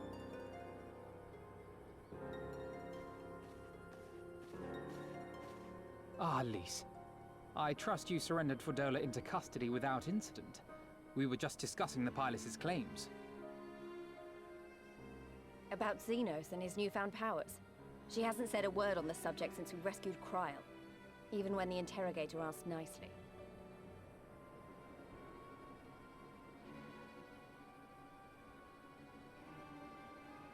Mayhap I can offer some insight into her claims, or at least into the facility and the experiments they conducted during my time there. Though my memories of the period are somewhat muddled, there are a few things I remember with painful clarity. Thancred told us only that Fordola had undergone some manner of treatment. Yes. It is a place wholly dedicated to the creation of enhanced beings, whom they refer to as the Resonant. As I understand it, the process aims to imbue a test subject with the qualities of an individual with demonstrated magical aptitude. This entails the mechanical extraction and transfusion of some manner of primordial essence. So that's how Fordola improved so fast. I knew there had to be something. She wasn't half as strong or quick to predict my attacks when we first met. If it weren't for Oriange's siphon thingy, I really don't think we'd have beaten her.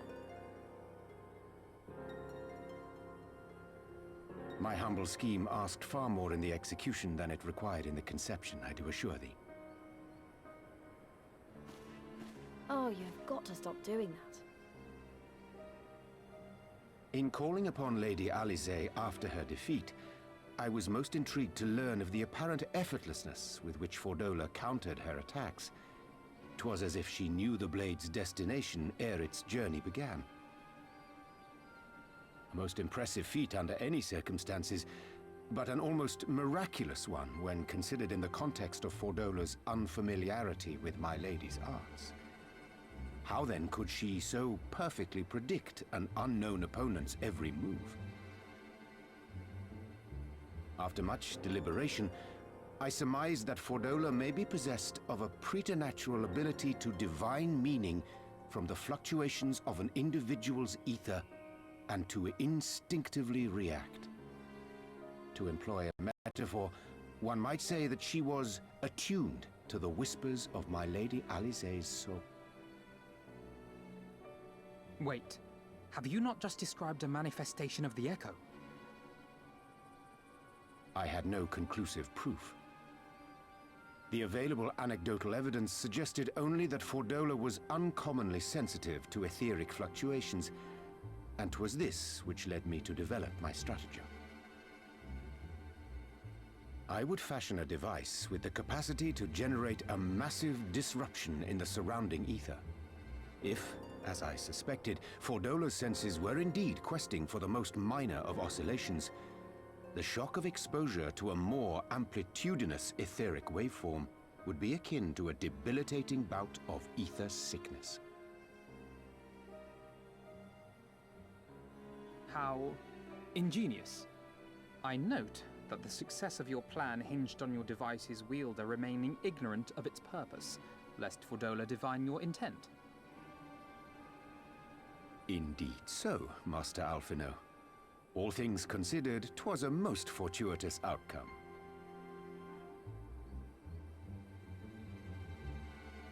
That's putting it mildly.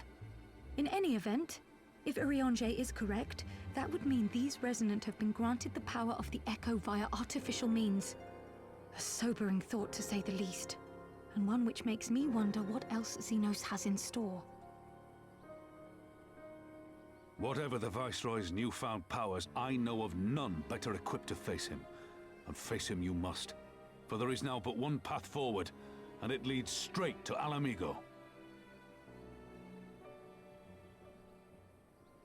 And it's not as if we came unprepared. We've got all our friends and allies fighting for the same thing. Honestly, right now I feel like we could take on anyone and win. And I mean anyone.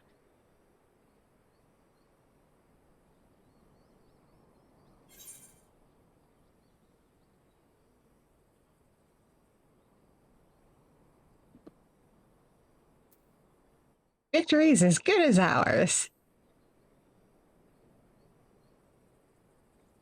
Exactly. Oh, I wouldn't want to be in Xenos' boots. Not with the likes of us coming to get him. Right, I'd best get back to the residential district. Thancred and the Resistance forces are waiting.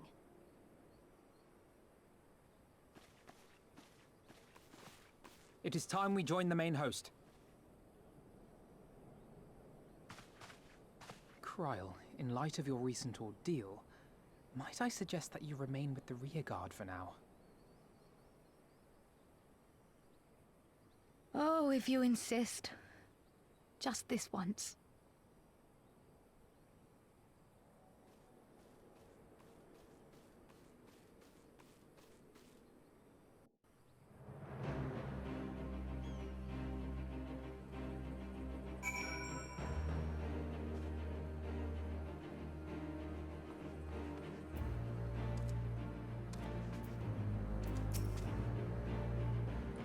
If I may, General, is there aught Svarin and I can do to assist with final preparations? I'm glad you asked. Pippin informed me moments ago that all forces are in position and that we are ready to commence the assault.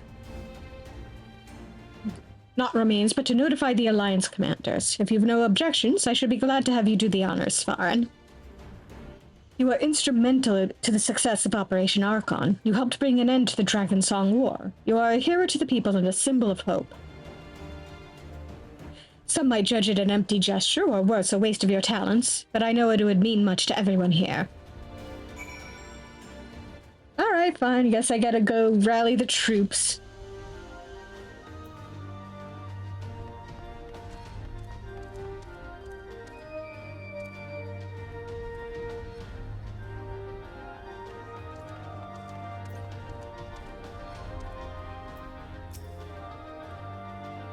Ha! Now you should be the one to bring me word.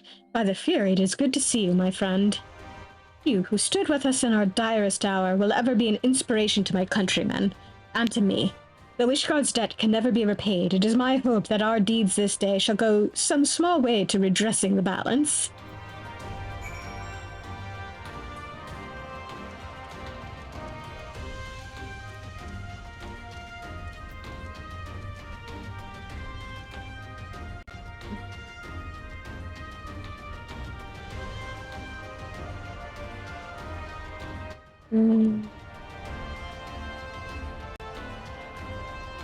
You know what? Hang on a sec.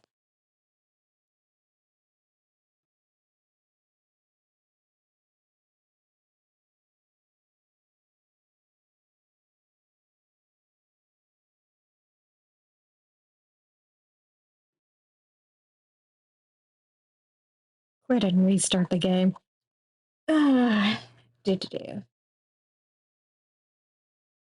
Hopefully I can free up some memory that way.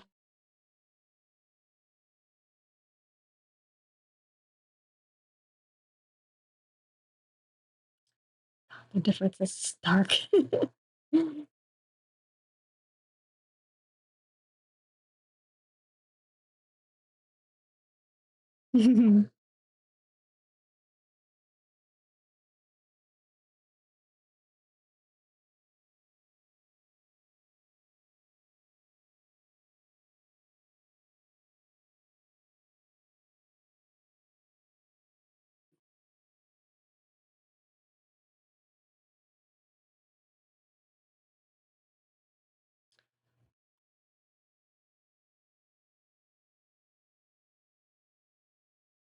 I suspect I might need to upgrade my computer soon.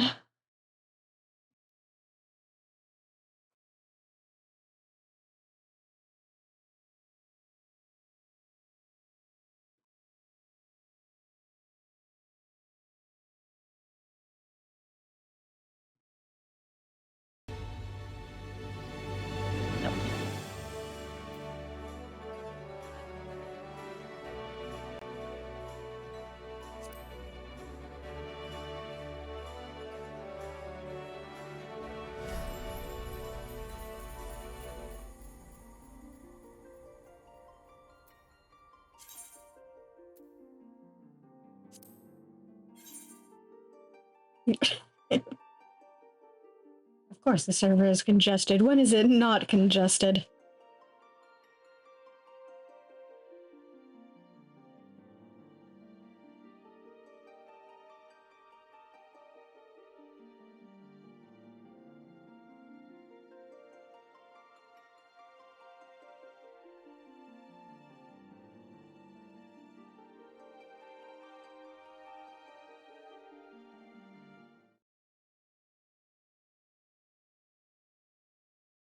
I'm in.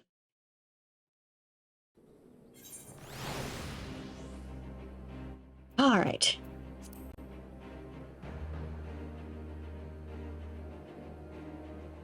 Yeah, that still leagues better.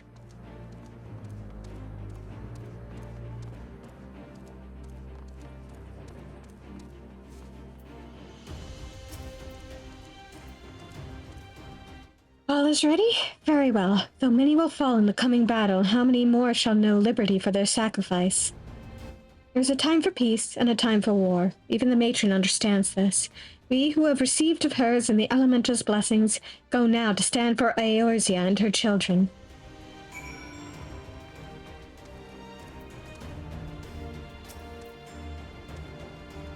It's time, then. Though this is not my theater of choice, we will play our part. Our cannons care not either way. That battery has sunk enough ships to fill a fleet. It does not like to be bested by a gate.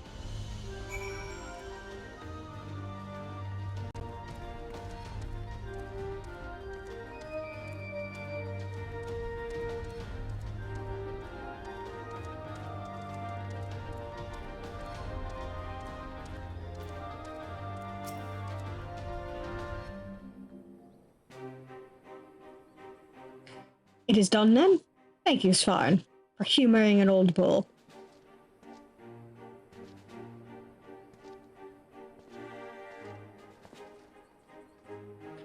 Maelstrom, Adder, and Ishgardian forces are in position, General. Resistance forces in the Alamegan quarter are ready and await our signal. Not left to do but the deed itself.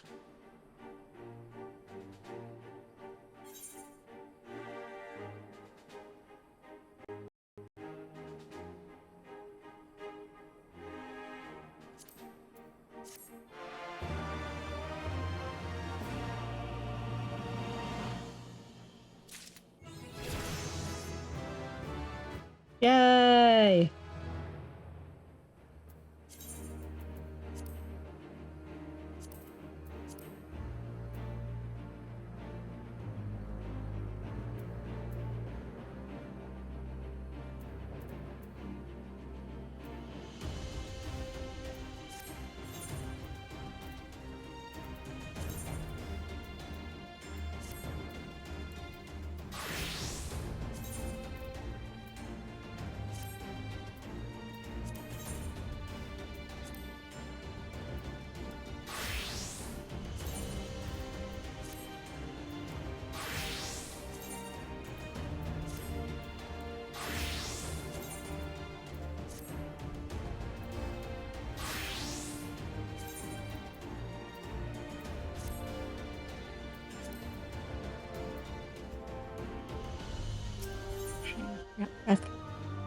Ooh, okay.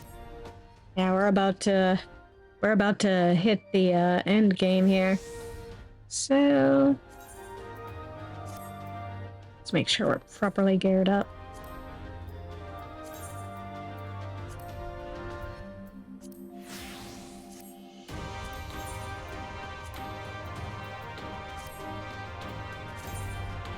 Let's go do our level 70 quests.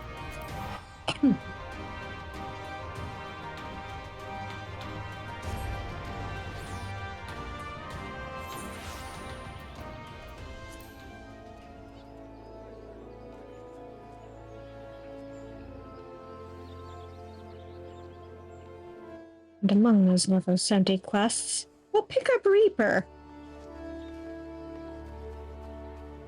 May as well finish this off with that.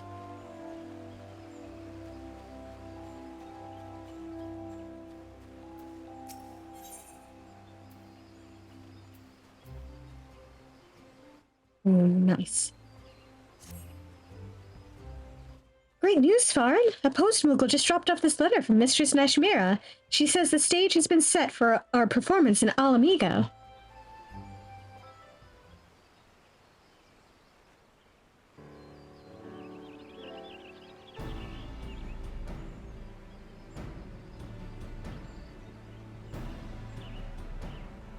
Why, she's even scouted out what she claims is an ideal venue to host our exhibition, a village called Alagana that sits in the Girabania Highlands.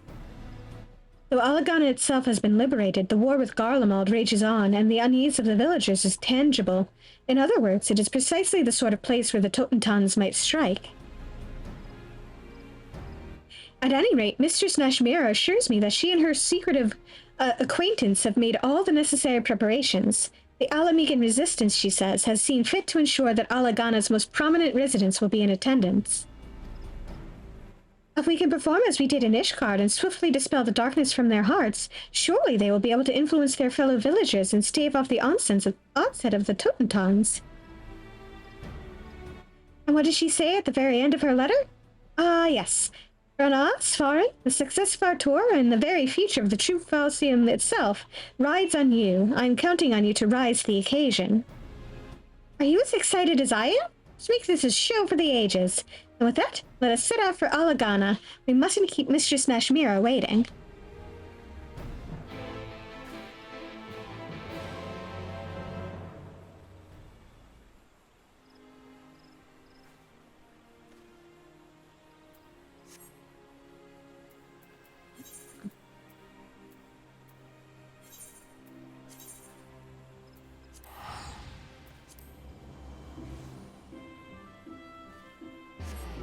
I should remember to pick up more Aetherite tickets in my downtime.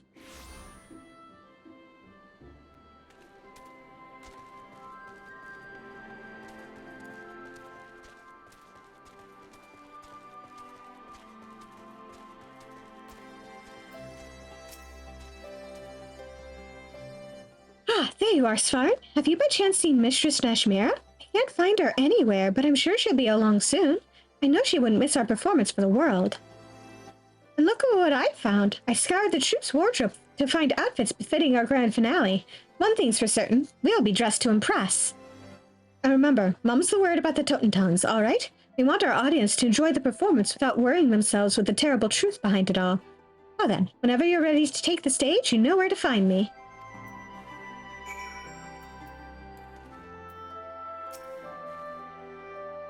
This is it, Svarn. Ready to raise the curtain on our final act? Oh yeah, let's do this.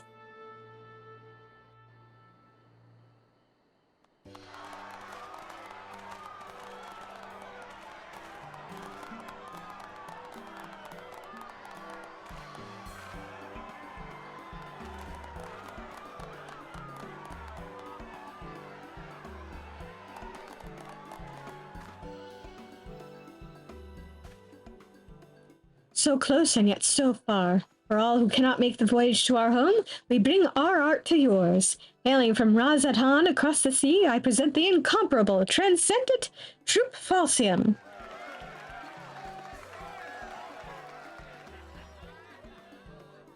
Today we perform for you the ancient dance of our ancestors, a spectacle to stir the heart, enrich the mind, and chase away the shadows of doubt that plague your soul. Feast your eyes upon the Kriegstands.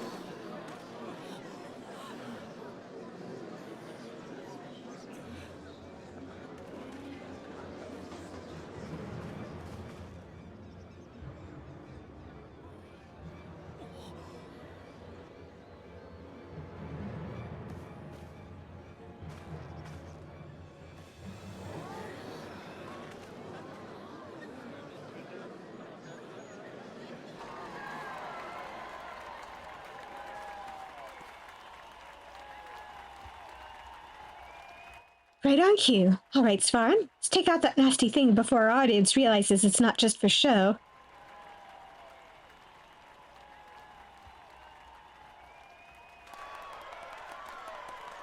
Just look at those enraptured faces. The excitement in the air is almost palpable. They know they're about to get a show the likes of which they've never seen.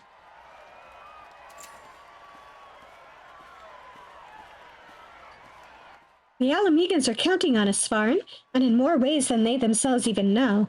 We must dance and not stop dancing till every last shadow has been purged from their hearts. This is the performance we were born to give.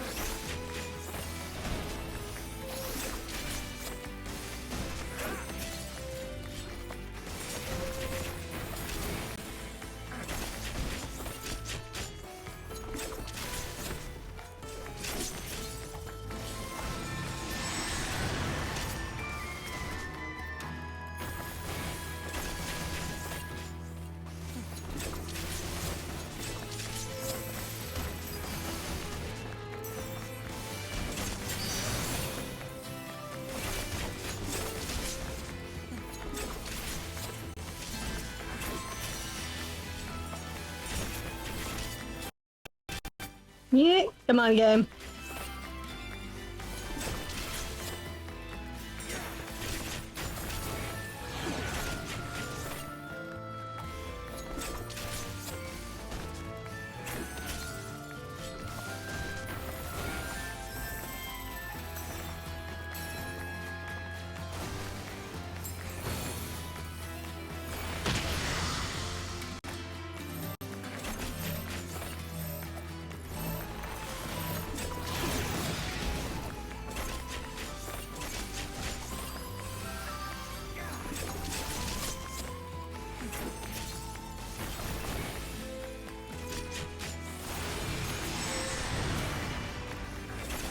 Food?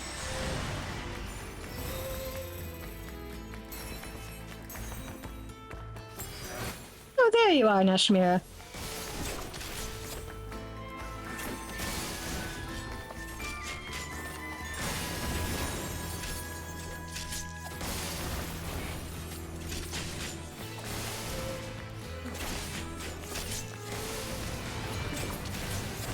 There we go.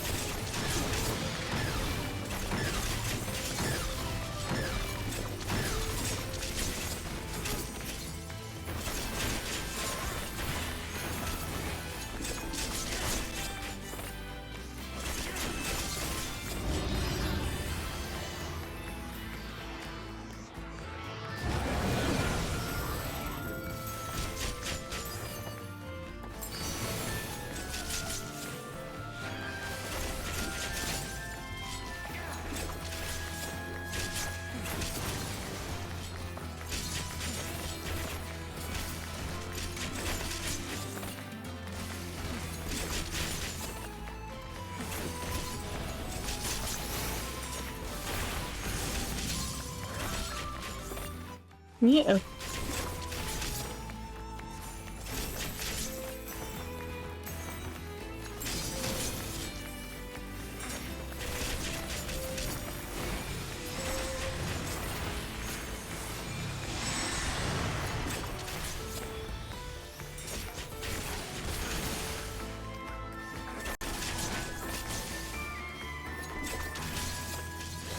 No. Ouch.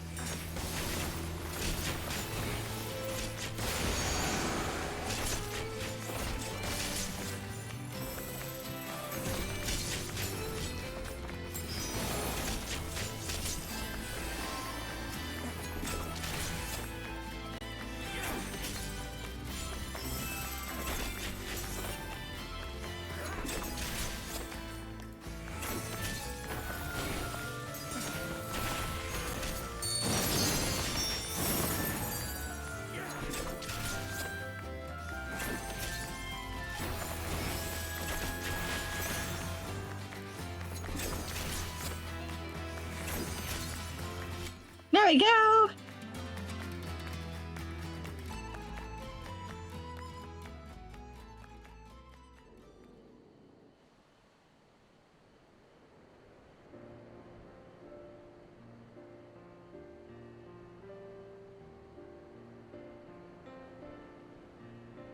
Mistress Nashmira, oh, I knew you wouldn't miss our grand finale. And your dancing, why, you were every bit as enchanting as I remembered from all those years ago. Sharing the stage with you truly was a dream come true. I simply had to make amends for my embarrassing display in Gridania, did I not? My wounds had all but healed entirely, so I redoubled my training efforts after arriving here in Alamigo. I dare say I feel as spry as I have in years. And yet, there can be no doubt, you and Svarin were the true stars today.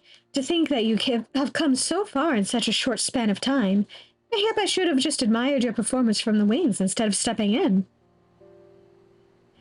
Tut-tut, Mara. I seem to recall you telling me just the other day that the girl was still not ready for the spotlight.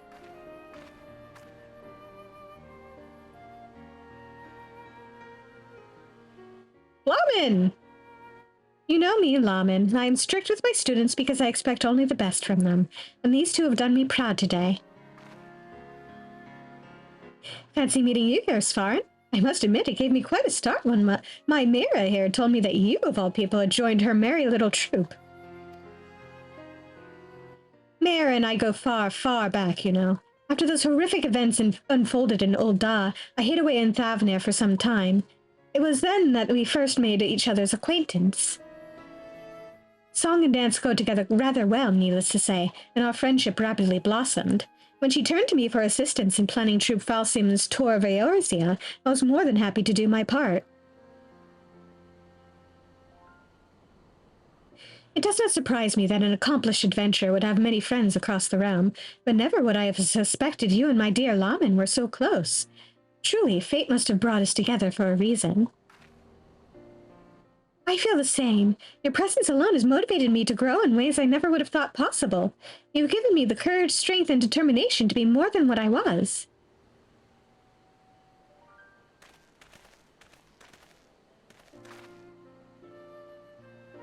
Thought I recognized that face from somewhere. From Liberator of Alamigo to Traveling Performer, eh?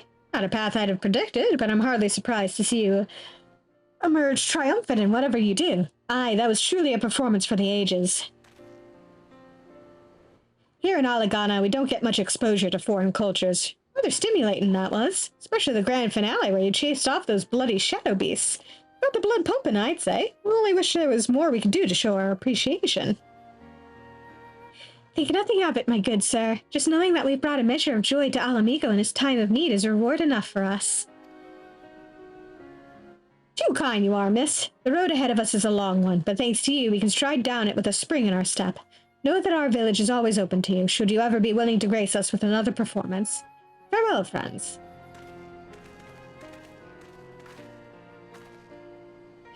Phew, for a second I thought he'd realized the true nature of those shadows. But no, the threat of the Totentan's gone for now, and it seems no one's the wiser. That is heartening indeed. And with that, we should prepare for our departure. The Alamegans were kind enough to invite us in these trying times. We mustn't linger so long that our presence becomes a burden. I too should be on my way. It was a pleasure and honor both to see you on the stage again, Mara. And you as well, Svarin. Till our paths cross again, go in safety.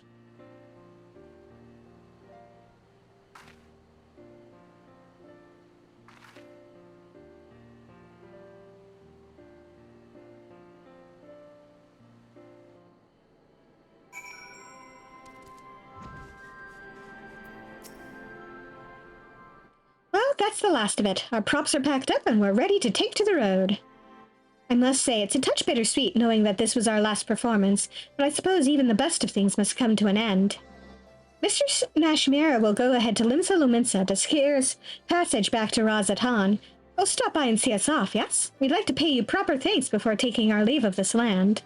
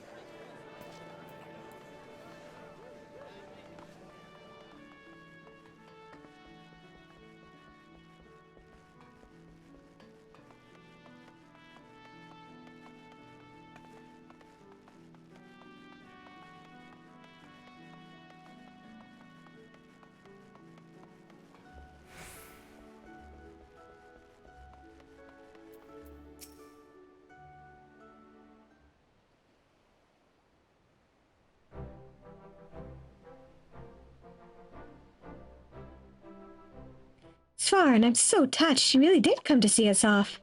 Thank you ever so much for all you've done. It was an honor to tour Eorzea with you and bring strength and succor to its people. You have my gratitude as well, Svarin. The people whose hearts you have touched will, in turn, inspire others. Yes, before long, the Dance of the Damned will be but a memory. And yet, until that time, we cannot let down our guard. I propose that we extend our tour of Eorzea in the event that there are yet people in this realm who still require our aid. Do you truly mean this, Mistress Nashmira? Svarin and I can keep dancing together? In good time, Rena, yes, but Svarin is an adventurer and one whose services are justifiably in high demand. It would not be very considerate of us to monopolize his services for our ends. And so we bid you farewell for now. Rena and I will remain in Limsa and consult with Master Gegaruju and about potentially extending our tour to new locations. Pray come back and visit us on occasion, yes? Rena gets awfully lonely without company. Hey, that's not... Well, I suppose it is true. Keep dancing, Svarin, and let us eagerly await the day that we can take the stage together anew.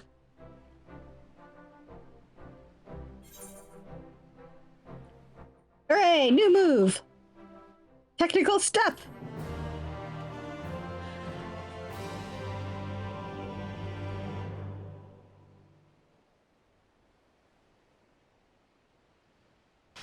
In chasing the shadows from the hearts of your audience, you've learned a new move. Ooh, okay. Okay.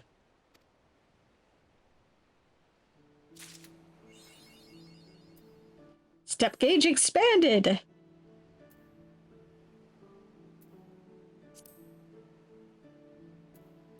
So let's show off how this works. Standard step.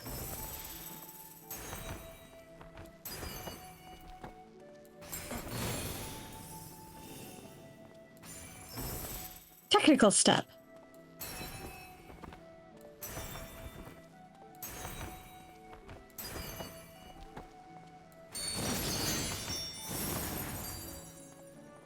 There we go.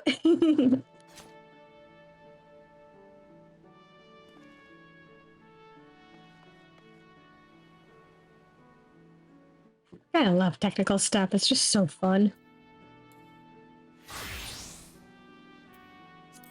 You use all 4 steps. Okay.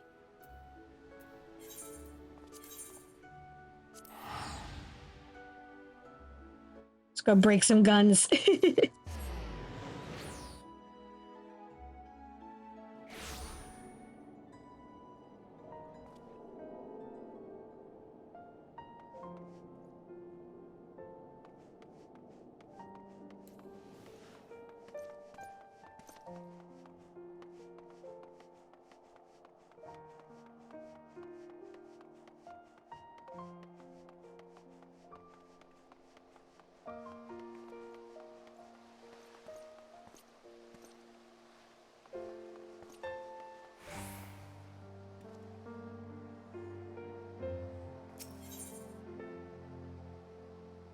Ooh, continuation.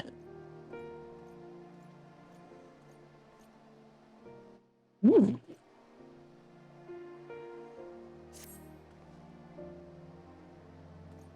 For better or worse, the Alloday are nowhere to be seen. Reese and the others seem to think they've abandoned their mission and gone back to Garlemald, which I highly doubt.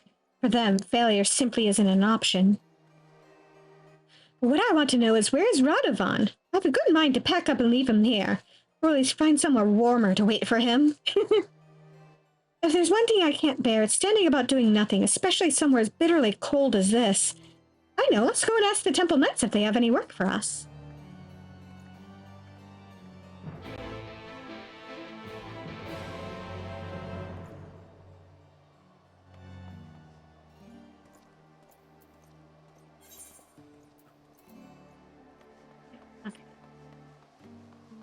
Over that way.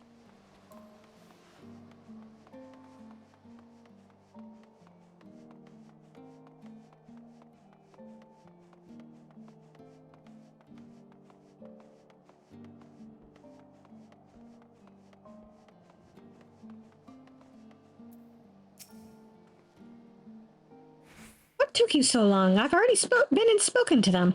Anyway, there's a client looking for protection, but they wish to remain anonymous. We're supposed to meet them in a place called Twin Pools, which is in western Kurthis, apparently. Seeing as we have nothing better to do, we may as well go and find out what they want. They should pass the time until Radovan comes back, if nothing else.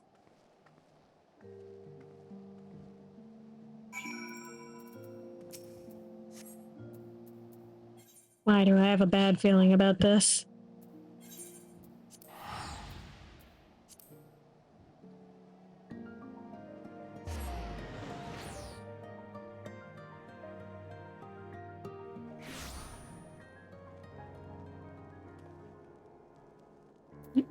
I should feed my bird.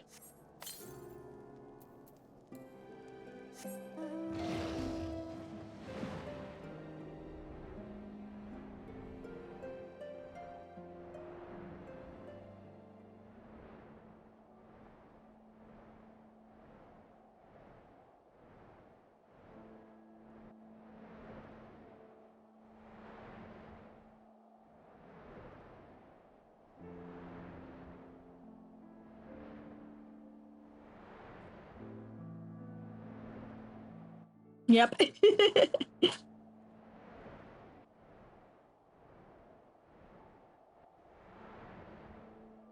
Regularly scheduled memory eating program. I'm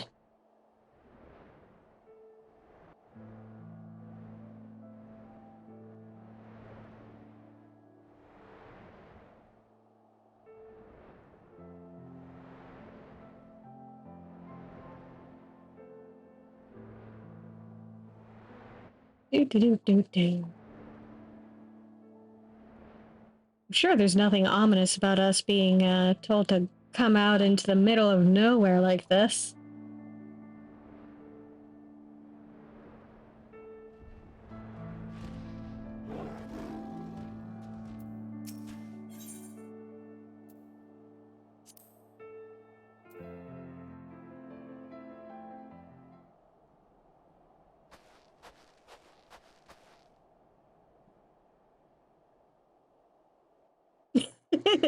Yeah, me flying in with my shadow beast. My prayers have been answered. I was beginning to think the Temple Knights had forgotten about me. I do hope you will forgive my need for secrecy. The nature of my request is very sensitive, you see. Now, if you be so kind as to follow me.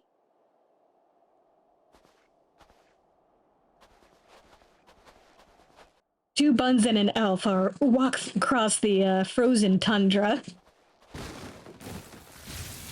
Uh-oh. I can't break free!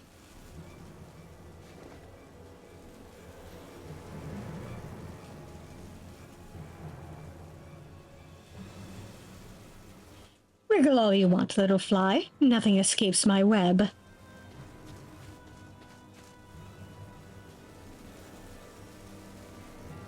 Well, this is a problem. Ah, but 'twould be a shame for you to die without knowing the name of the spider who ensnared you. I am Vitus Quo Masala, commander of the Alade. When we came to collect that old goat who had strayed from the herd, I never expected to find a prowling lion. Or should I say, warrior of light. There are many in Garlemald who would be delighted were I to present your course, and I doubt that restoring me to Pilus Prior will suffice. No, Legatus would be far more fitting. Vitus von Masala has such a wonderful ring to it. Yes, so close I can almost taste it. Your tale ends here.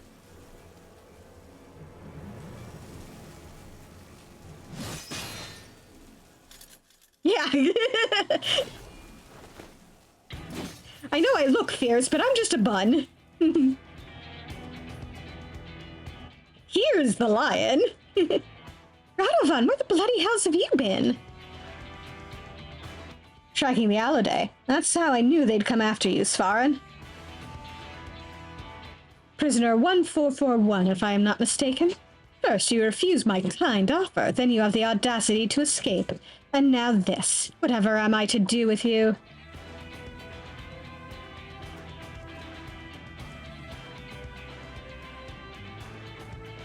Don't mind me jamming out to the song in the background. You're not the only one with a few tricks up his sleeve, Vitus.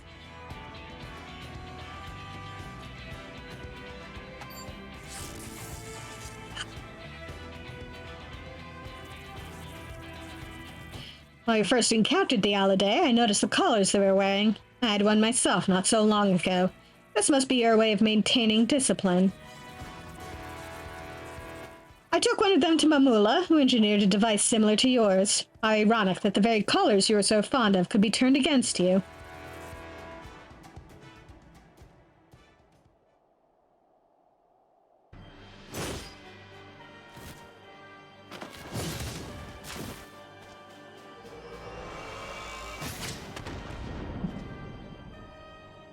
Holy fuck! Worthless dogs. My jaw legitimately dropped there. Of course, I never needed the Alade or those Magitech traps to slay the likes of you, but I prefer to leave nothing to chance. No matter. We will just have to settle this the old-fashioned way. Speaking of which, where did you find those antiques? Yeah, goddamn.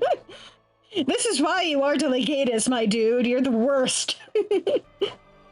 Then again, maybe that would make him the good Legatus, considering their track record.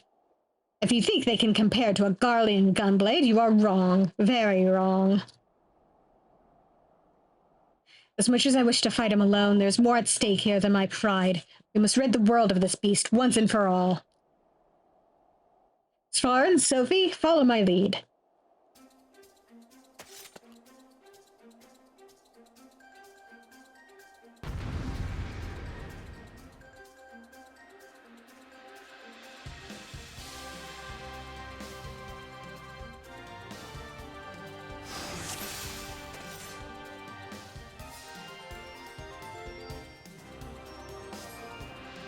What to do?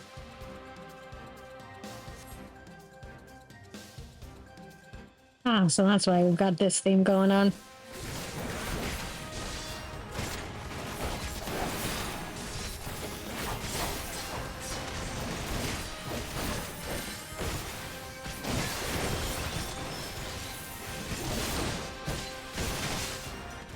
Ow!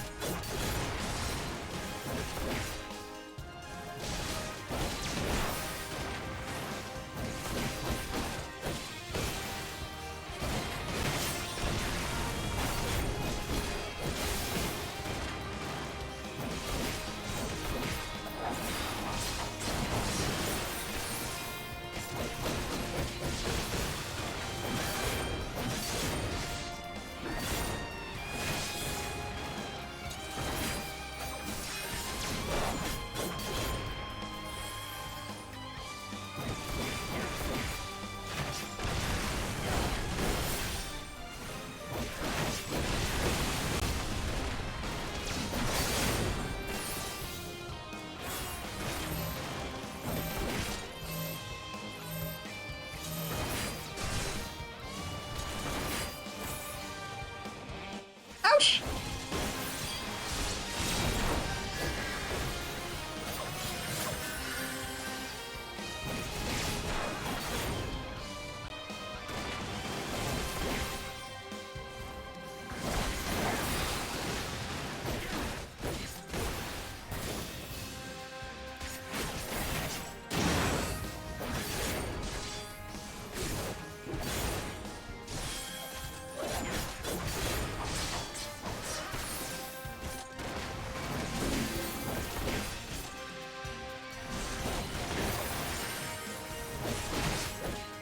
Ow!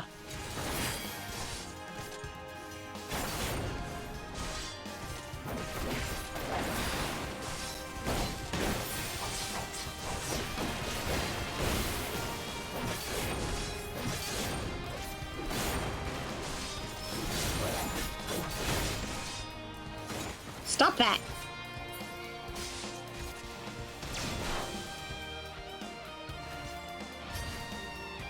Ow!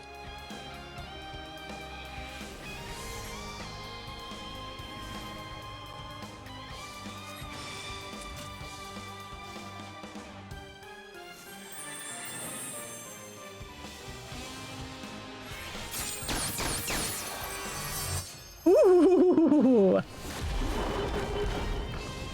Ooh, damn!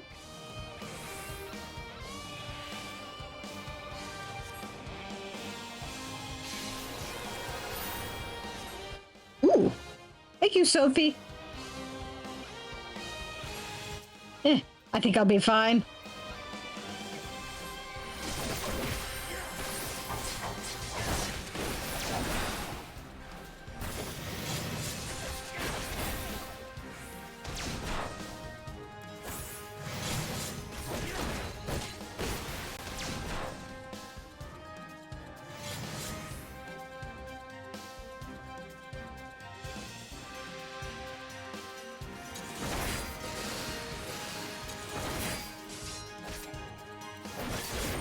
Yep.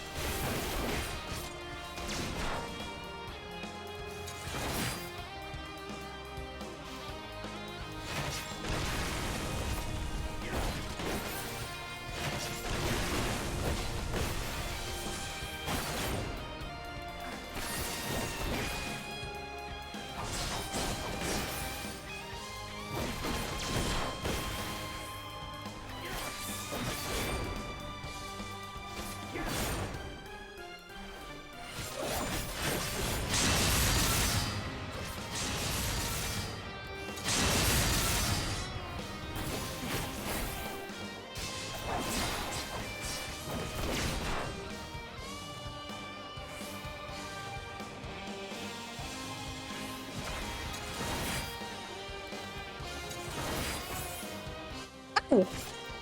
Well, okay.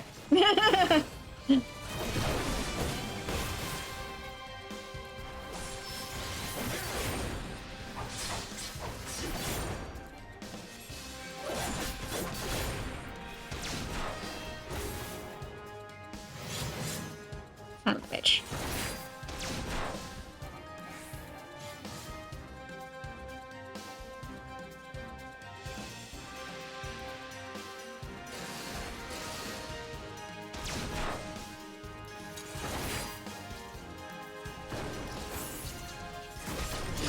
Ouch. Okay.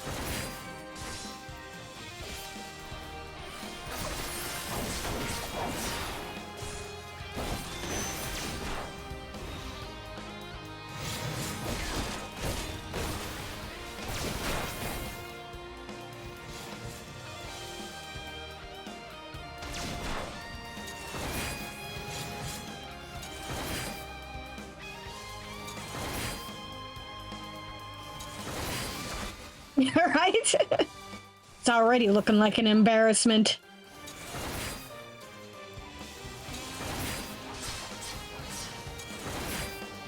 Missed me, buddy.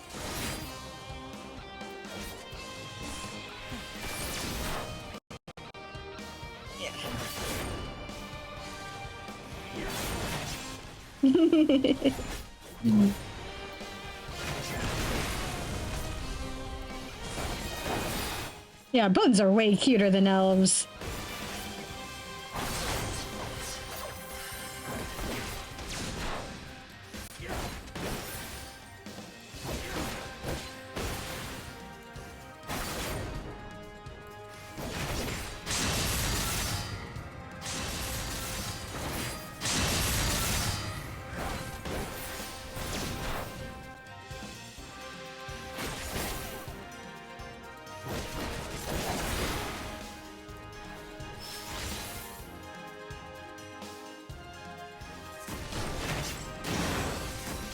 Oops.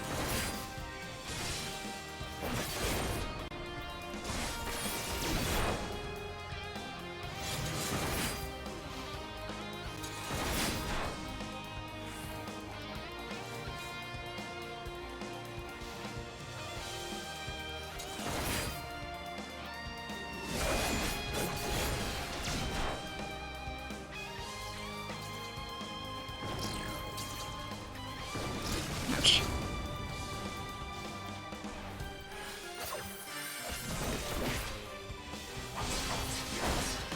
Right?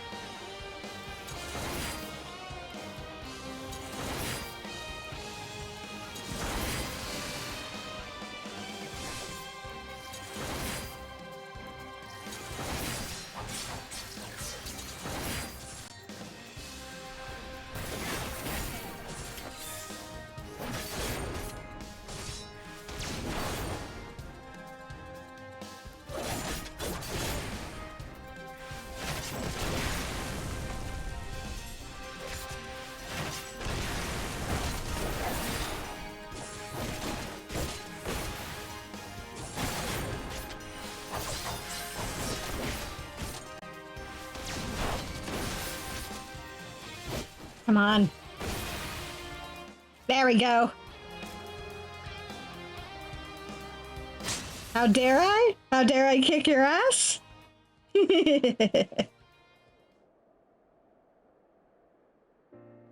Took him long enough to go down. Stubborn bastard. Never thought I'd live to see the day that Vitus Quo Masala met his match. You are a better gunbreaker than I ever was. And for what it's worth, sorry for all the trouble I've put you both through. You're sorry? I should bloody well hope so too, you great oaf. What were you thinking, threatening Mamula like that? Not to mention leaving us to escort him to Ishgard. When Svarin found me and Mamula, I noticed the Alade watching us from a nearby cliff top. I thought it was strange that they'd pass up the opportunity to attack us, so I made it appear as though I'd abandoned you and started following them in secret. I discovered that their primary target was now the Warrior of Light, not Kato Mamula. Yeah, true. Their scouts saw you on the way to Camp Dragonhead and reported it to Vitus, who then called off the ambush to see for himself if the information was valid. Powerful as he was, he would never show his hand unless he was certain of victory, so he waited to make his move. One thing I did know for certain is that even if the three of us fought together, we wouldn't stand a chance against the full might of the Alade. That was when I decided to consult our fugitive engineer. We talked into the early hours of the morning until we reached an understanding, and he agreed to construct the Magitech control device. In order for the plan to work, I would have to remain hidden until the very last moment, even from the two of you. But I thought you needed time alone to think about what you'd done. The remorse I felt for dishonoring myself was no act. When I realized Mamula's identity, I wanted to confront him about Bozia, but I needed to get him away from you and Reese. I never had any intention of killing him. All I wanted was for him to admit to his crimes. But it still gave me a sick sense of satisfaction to see him on his knees, defeated. That is when I knew I'd betrayed the ideals of the Gunbreaker, that I had abandoned my honor. I want to thank you for guiding me back to the true path. With Vetus gone, any remaining members of the Alloday are free of his control and are likely to be treated as fugitives running from the Empire. In any case, I think it is safe for Mamula to come out of hiding now.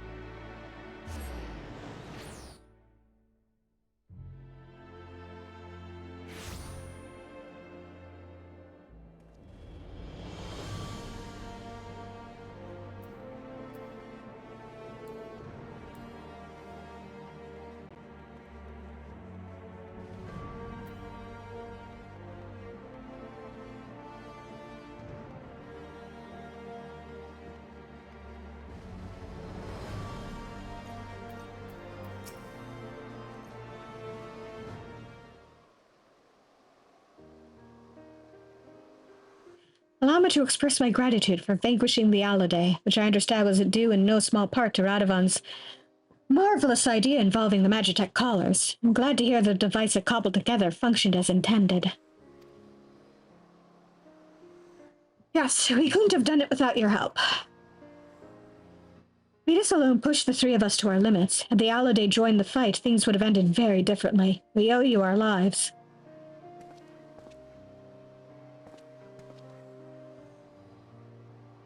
All things considered, it was the least I could do. A remarkably simple matter, in fact, compared to my next endeavor, the installation of Ishgard's ceruleum heating system. While I may never be able to adequately repay the kindness I have been shown, I must begin somewhere. Until we meet again.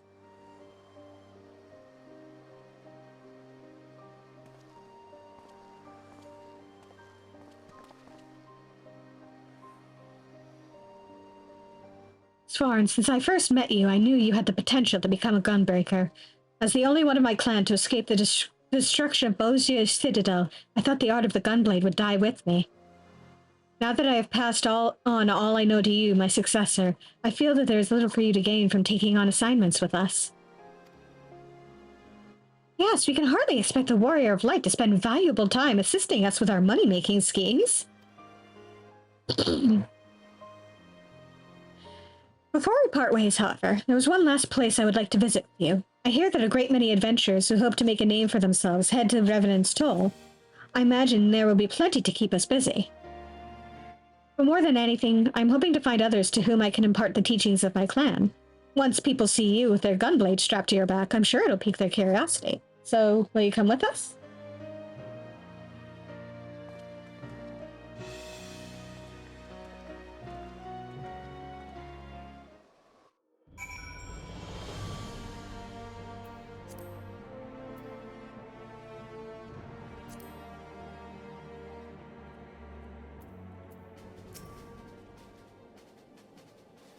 I must confess, we would have struggled to find the place without you. Yes, when I first heard about a remote settlement populated almost entirely by adventurers and the like, I was expecting it to be a lot more lawless and chaotic. Knife fights over card games, that sort of thing. What a pleasant surprise it turned out to be. Might use it occasionally. With a little luck, I'll find candidates to train as gunbreakers, although it goes against the traditions of my clan to teach outsiders. Meeting you has proved to me that we were being overly cautious. You see, the gunblade is forged for one purpose, to protect.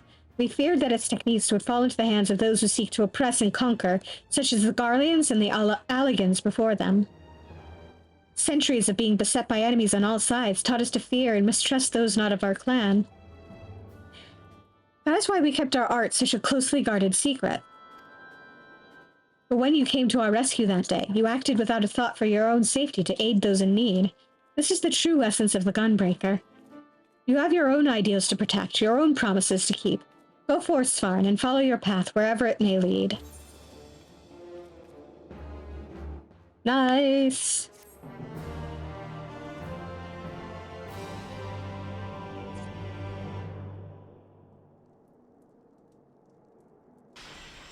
Following your hard-fought victory, you have mastered a new technique. Continuation.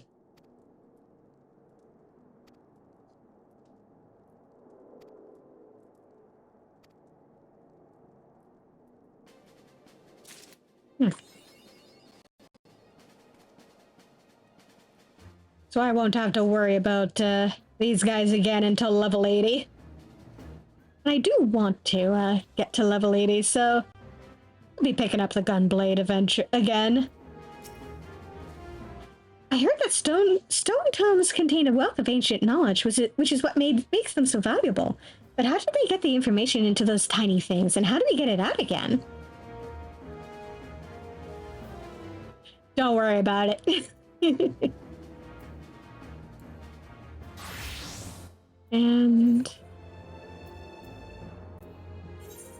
let's go knock off this Local 70 quest. And from here, pick up, obviously. And from there, pick up, finally pick up Reaper. I've been waiting forever to be able to pick that up. Yeah.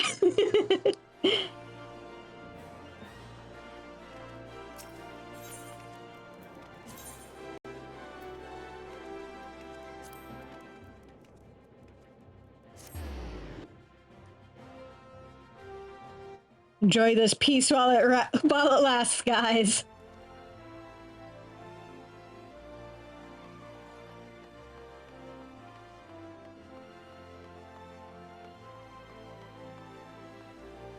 And I also want to pick up the Alchemist. The Alchemist crafting class. Ooh, nice.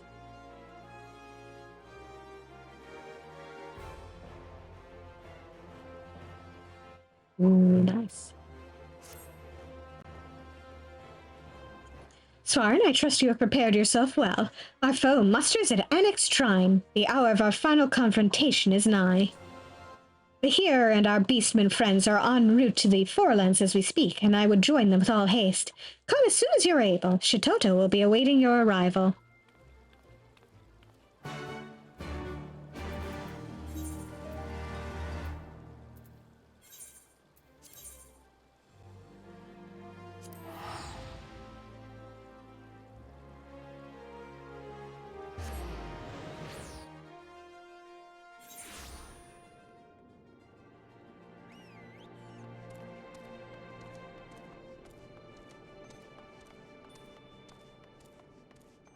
Oh, they got a rideable Carby.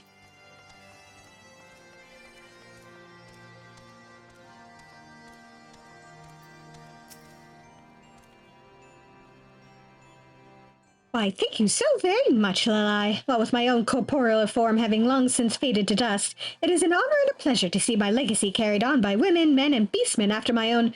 Oops, was I just speaking aloud?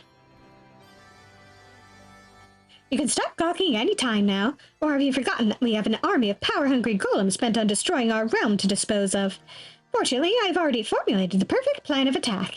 You three will see to the stragglers still attempting to scale the mountain. I trust you can handle that much. The Hearer, Svarn, and myself will scale the summit where the oversized, augmented agglomeration of golems surely awaits us. If I may be so bold, Lady Shitoto, I would prefer a small amendment to this plan. Somal, as you surely know, is a holy place to all the dragons who call this land home. I am ill-inclined to wage battle without first obtaining their blessing. The Elder Seedseer has told me that Svarn has a friend among their kind. Mayhap it would be best to besought the counselor of this Vodofnir before we proceed. I can't believe I'm saying this, but that's hardly the worst idea I've heard today. After all, it could hardly hurt to add another powerful ally to our ranks. What are we waiting for, then? Lead the way.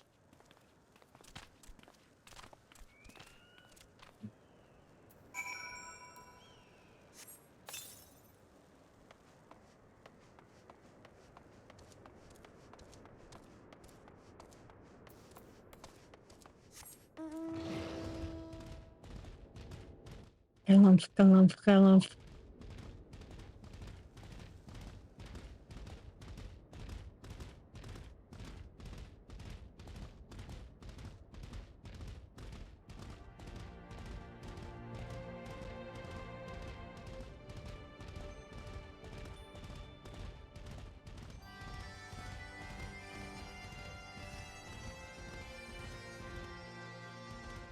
Nope.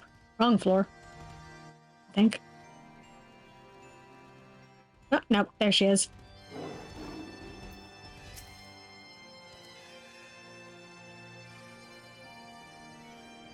An unholy menace doth gather in our midst, threatening to summon doom from the heavens down upon this realm.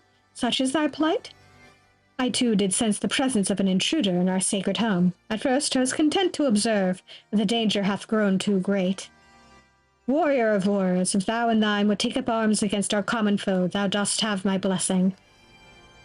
Well, that's a ringing endorsement if I've ever heard one. Here, send word to our beastmen friends. We commence the operation at once. There's no time to lose, Svarin. Let's make for the summit and dispose of the abomination that awaits us before the comet gets too close for comfort.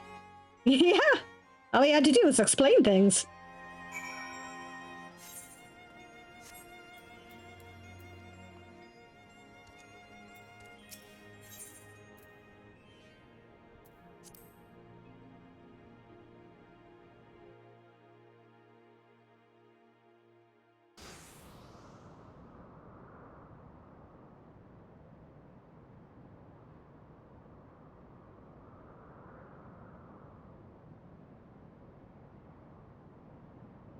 Understood. Pray leave the rest to us.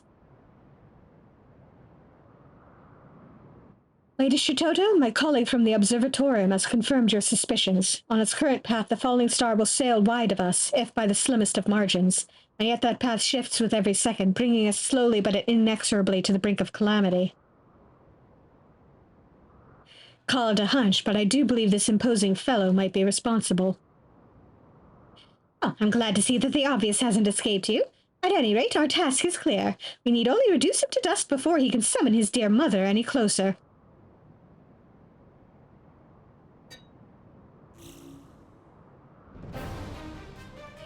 Well, Svarin, are you ready to stand alongside the greatest mage to ever live in the battle for the very future of your world? Look sharp. This is our time to shine.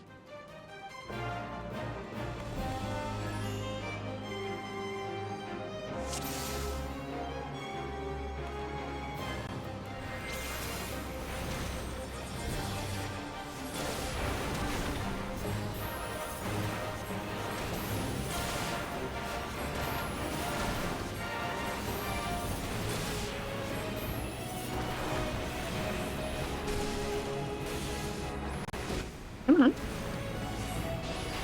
Nope. Screw you. Oh dear. That took a chunk out of Shitoto.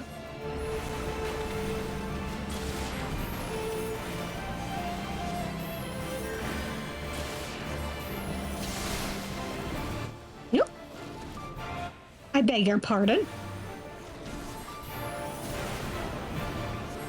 Nope.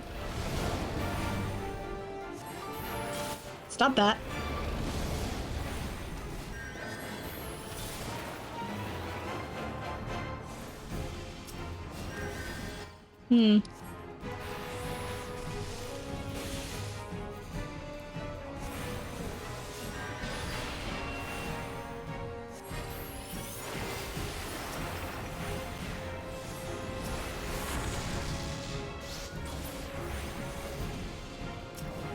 Yep.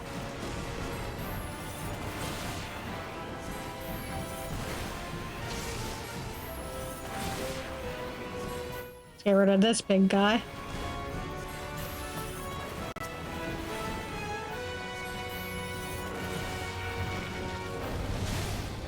Ow!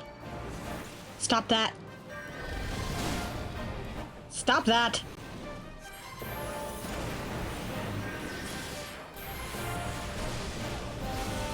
No. Now has, No, I was looking a bit worse for wear.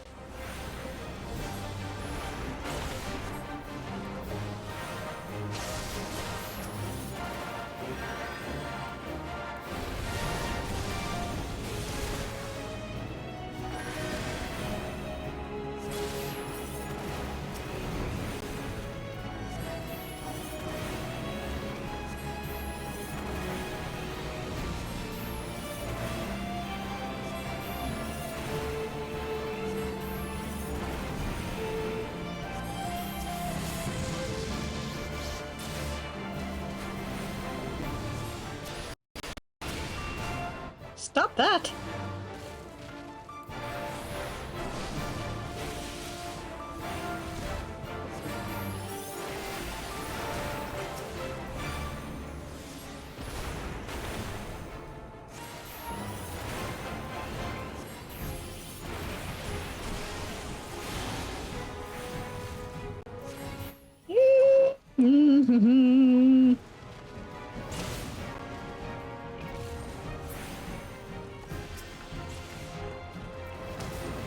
Come on.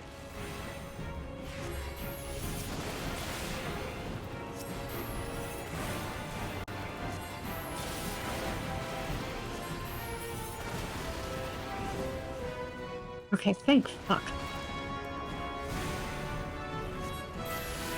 Oh, stop it.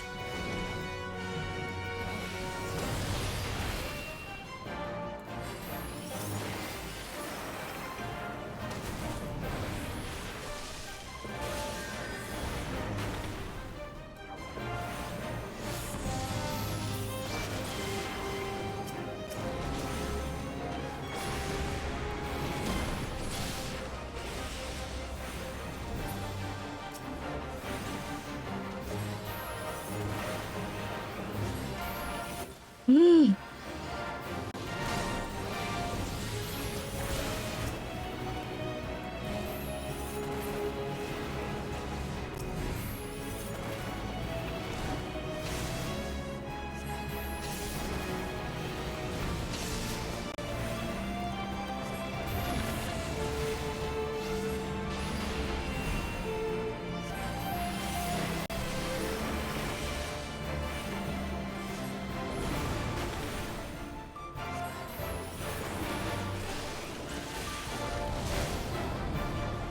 Stop that.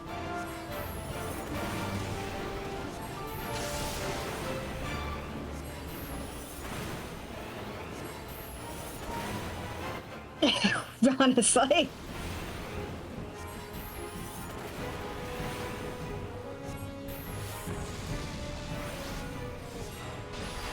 Stop that.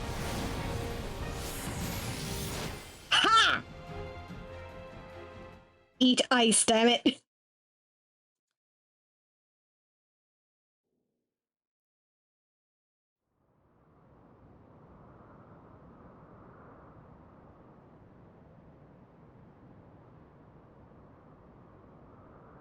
Victory's ours. I only pray it does not come too late. Perhaps if you had some black magic in your repertoire. But it is no matter. I have the utmost faith that Svarin and my efforts were not in vain.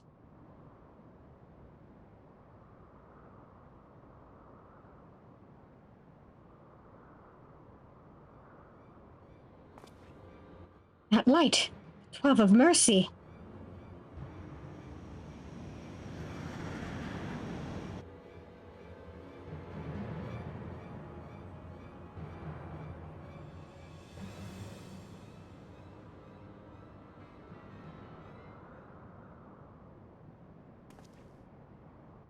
Here it comes, and there it goes. And with that, my friends, I do believe we've been spared a most crushing fate. Stand tall, Svarin. You and I just saved the world. And I suppose I should thank you as well here for doing a most remarkable job of not mucking everything up. He saved our asses, Shitoda, and you know it. And with that, I believe my work here is done. While I'd love nothing more than to stay and savor our victory a bit longer, all good things must come to an end.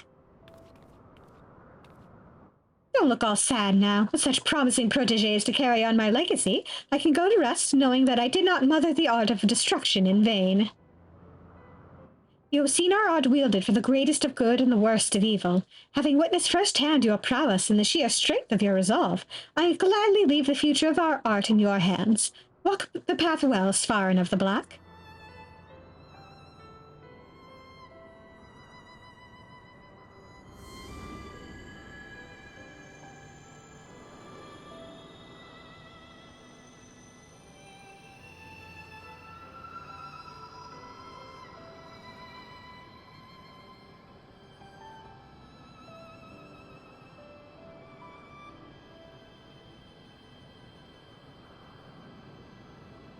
But millennia from now, when we have long since faded to a dim memory, those who follow in our footsteps may yet wield their prodigious powers against any who would bring harm to our fair realm.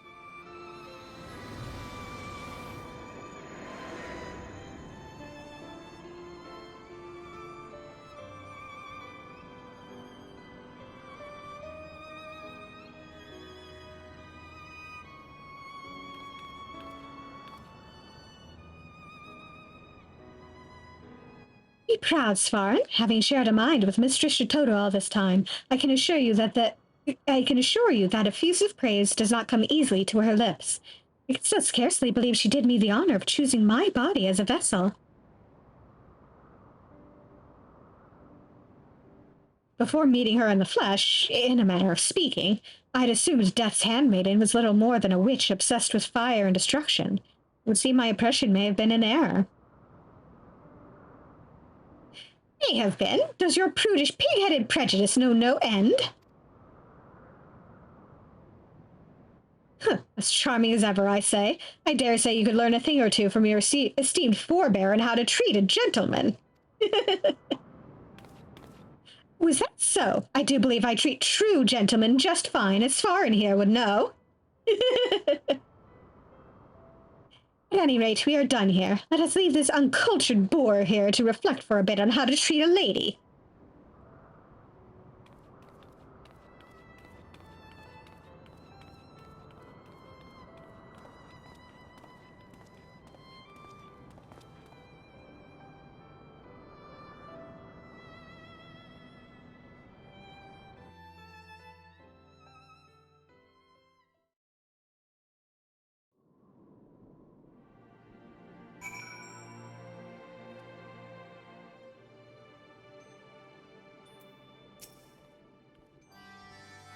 I know not if our beastmen friends saw the comet across the sky, but they are doubtless eager to hear tidings of our final battle. Let us go and set their minds at ease.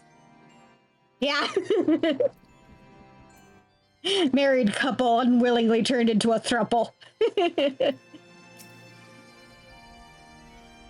Our beastmen allies await us at Annex Shrine. We must share word of our triumph without delay.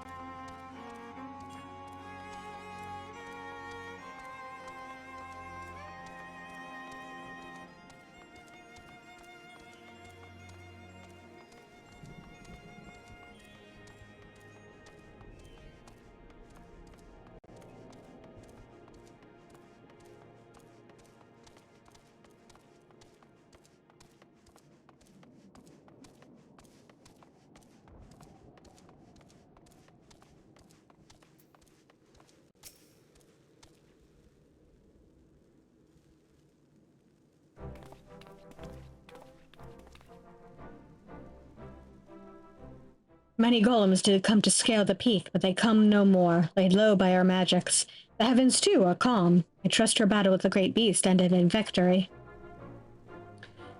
Just so, my friend. Not to boast, but even Lady Shitoto was most impressed with our efforts. Is that not so, Svarin?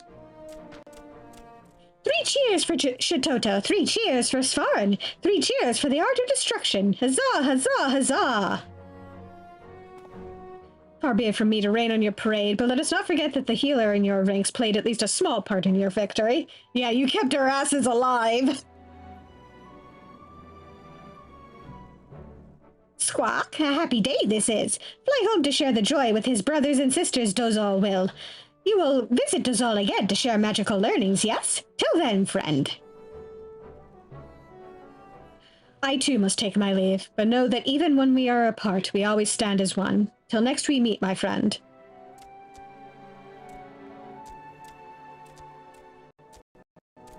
Yep.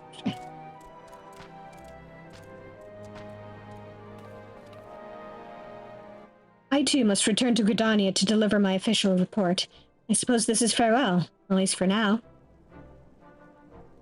Well, don't let us keep you, though, I was wondering if I might express my gratitude to your colleagues at the Observatorium, on behalf of Mistress Shitoto, that is. Leave that to me. I fear not all of my friends are so open-minded. If they were to learn that I had allied myself with beastmen and practitioners of the dark arts, there's no telling what sort of twisted rumors might spread. Fear not, Lalai. You have my word that as hearer and healer, I will do all I can to work toward a day when you and your fellows can stand proud and receive credit for all the good you have done.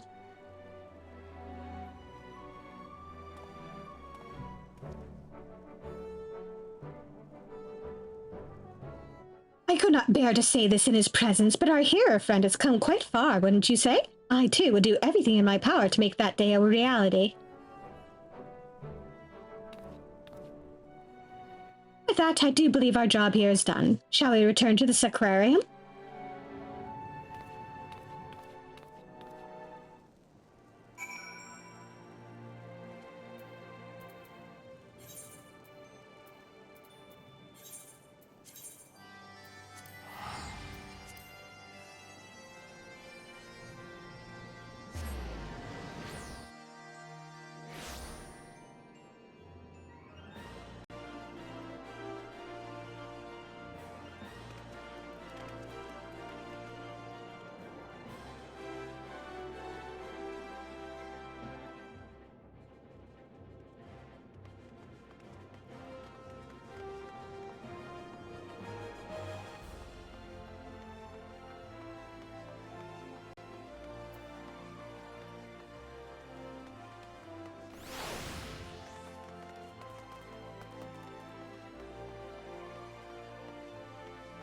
Well, at some point I should do the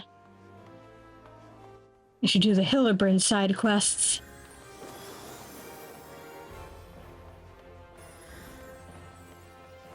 But today is not that day.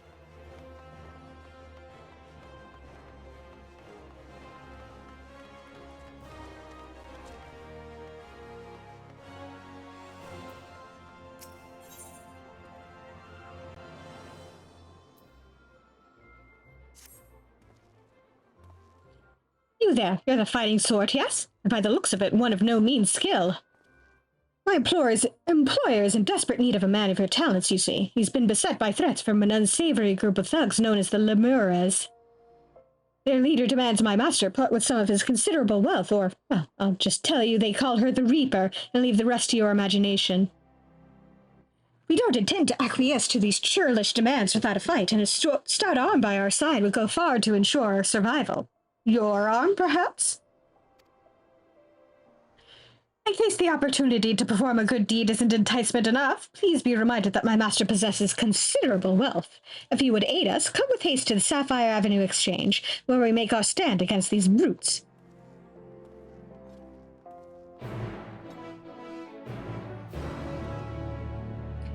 Ah yes, this is an Endwalker class. Yeah.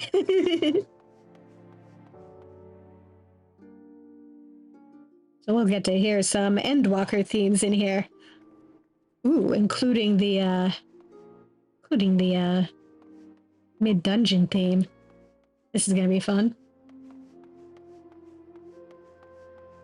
Alright, what am I doing?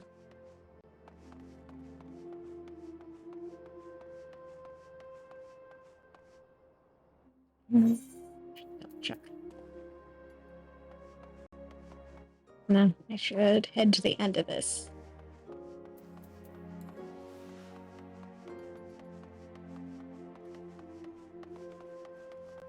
Don't mind me getting lost in a place I should know like the back of my hand, considering how often I come here.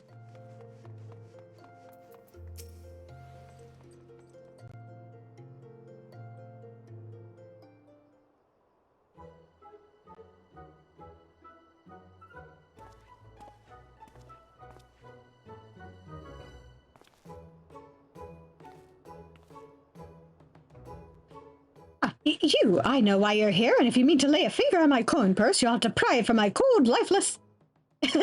Yeah, that's it. Master Gigi Leo, he's a friend. This adventurer has agreed to help. We'll show the Reaper what her empty intimidations are worth.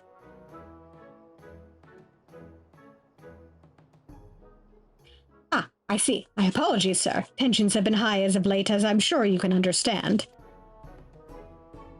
For reasons that elude me, these Lemures have made my life a waking nightmare. Sight unseen, they have demanded that I begin paying them for the luxury of my own life.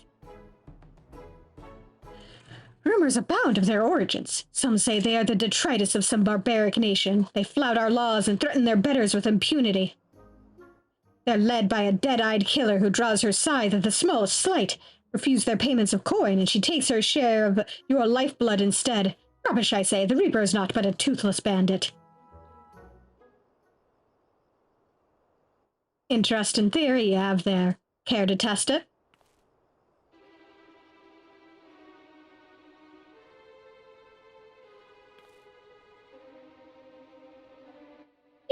You're the Reaper! I love her. Oh, you're a perceptive one, ain't you?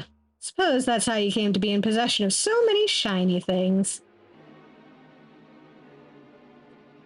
And what do we have here? Hiring more help while our ledgers remain unbalanced? You wouldn't be trying to wriggle your way out of paying us for a job well done, would you?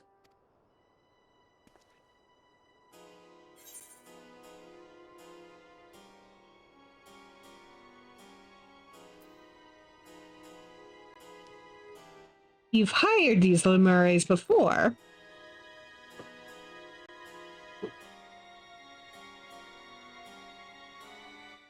My, how do you keep the lies straight? You didn't tell your hired muscle here what great friends we were? So great, in fact, that you trusted none other than me and mine to put the scare into your competition. Yeah, totally not our problem.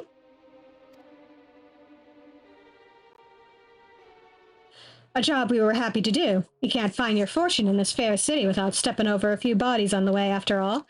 But as flexible as our morals are, I'm afraid without the coin to bend them, we only have one recourse. Unless...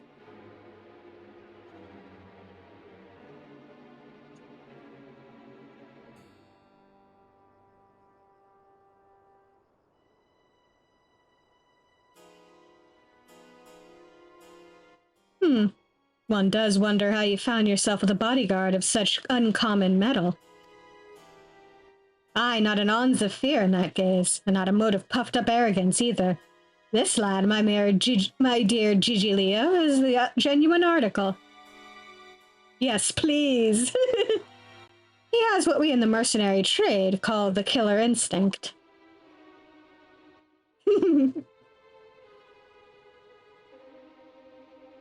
How's this? For the sake of our long-standing friendship, I'll make it simple. Allow me to take this adventurer off your hands, and the debt is forgiven. What? That's all? I believe this is what them in your trade call a bargain.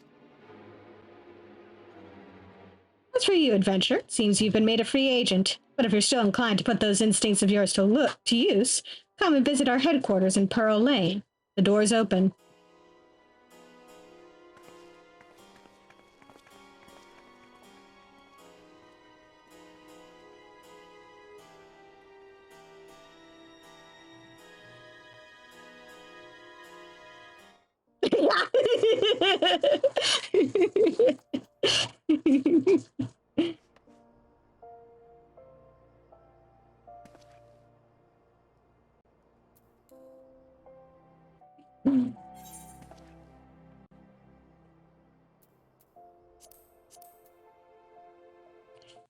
Clearly, this is the face of a killer.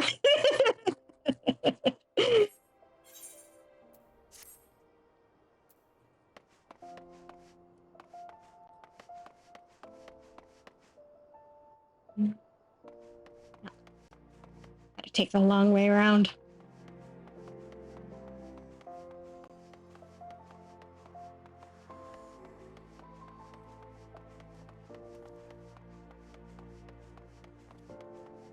The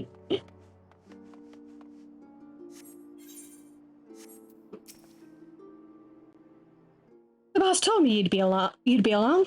Coming in?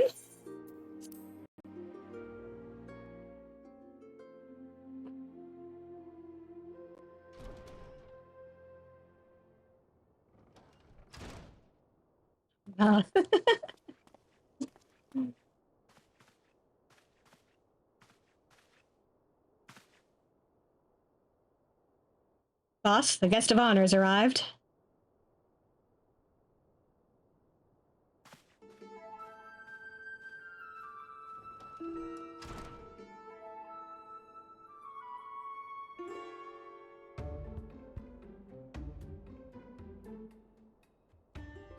Ah, the champion of Eorzea deigns to appear before me.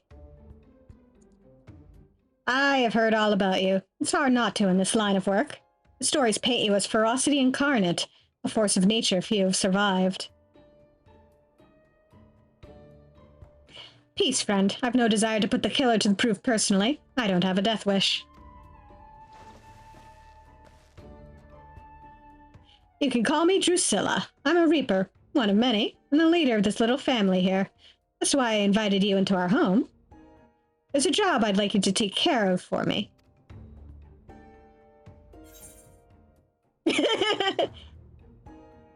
If you just want to pet at my ears, that you could have just asked.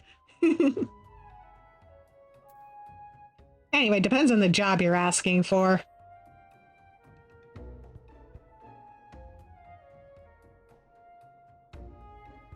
Now don't you worry that virtuous heart of yours, eh? I won't ask you to do so much as bend the law. This job is purely for the benefit of your fellow man. I mean, you're talking to a necromancer. I'm virtuous is probably not the word I'd use to describe myself. Let's be real here.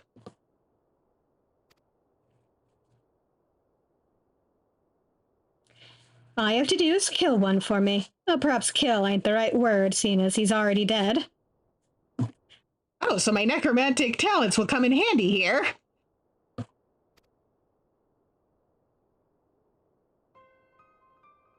You do not be chasing after ghosts either, if that's your worry. Just avoid scent, using some poor sap's body as a vessel to unleash its singular brand of wickedness upon the world. Yeah, ethical necromancer. It won't be an easy task. The evil drive in this monster is black as the void and near as deep. Countless souls have succumbed to its hunger. Worthy prey for one inclined to heroics, don't you think? You can't face it as you are, though, storied as your strength may be. I'll need to train you in techniques. Techniques that'll let you pierce the void and slaughter its kin.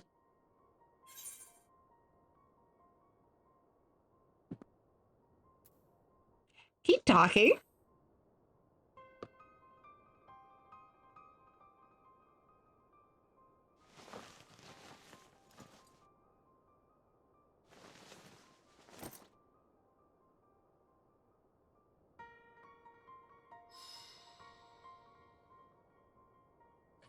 Don't see many Garleans in Ul'dah, do ya?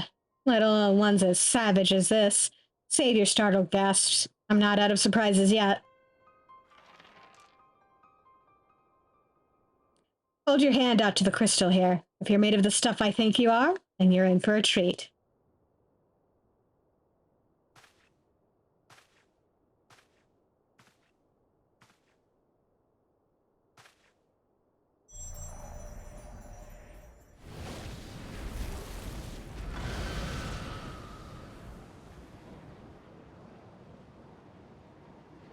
That's it. I knew you had what it takes. This'd be an avatar. A manifestation of your essence and the Stygian power of the void scent on the other side. A void scent to which, if you so choose, you will bind to yourself. You'll gain skills unlike anything you've ever known, skills that have allowed people like me to operate in the shadows and kill those that need killing since time immemorial.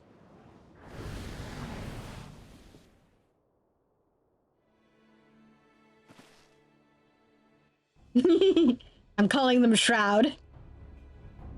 Yeah. And your first assignment, should you walk this path, is to use the power of one void scent against another for the betterment of the realm. They better like pets, because they're getting plenty of them. Your reward will be the wisdom of countless generations of Garlean assassins. But if siding with my kind makes your stomach churn, then take your... If the thought of having one foot in the void makes your stones shrivel... God damn it, you're speaking too fast. However, if you've none of the aforementioned objections, and you don't mind walking the knife's edge twixt life and death, then you'll have the tools to see your justice done and done right. Every time. This is the choice you must make, and soon. Every moment our quarry stalks the land is another opportunity for it to do harm.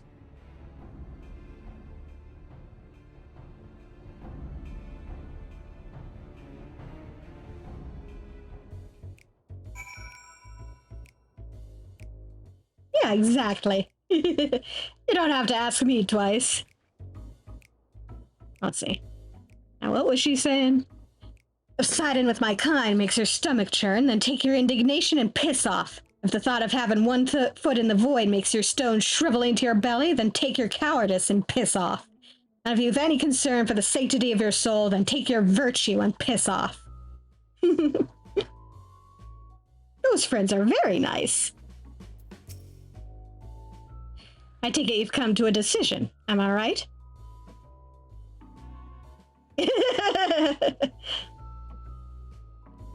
Yeah, I mean, I blasted a void scent in the face until it died, back when I was still a novice. Why can't I do it this time?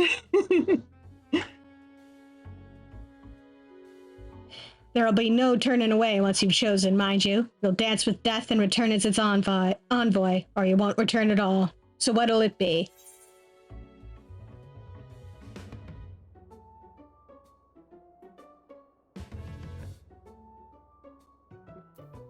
Well, this is definitely not in character for a necromancer.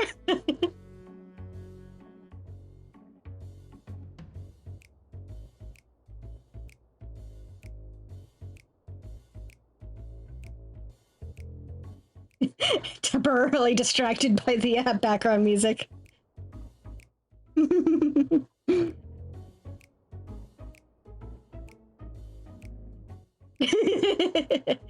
Well, I'm sure we'll find out what dances Death knows.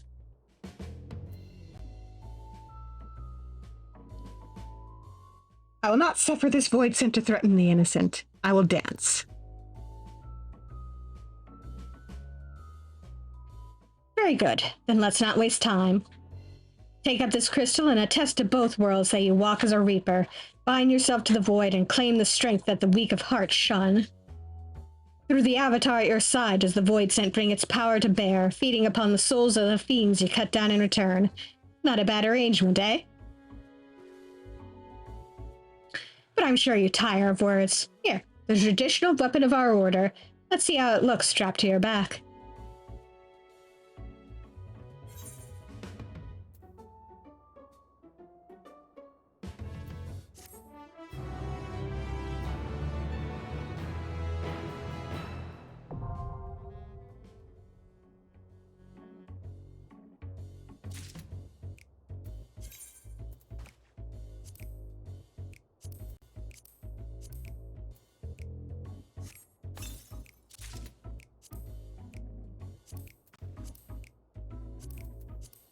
All this in the armory chest, so I can change to it as soon as I equip this.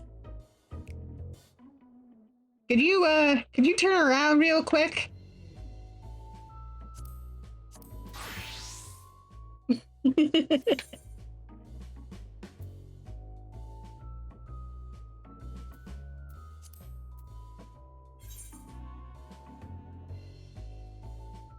gonna have to rearrange the hotbar. Should I wait? No. No, never mind.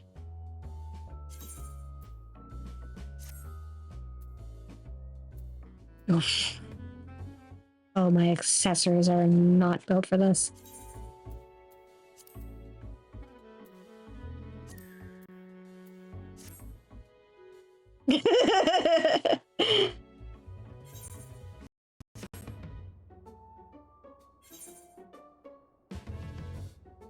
Oh yeah, hey.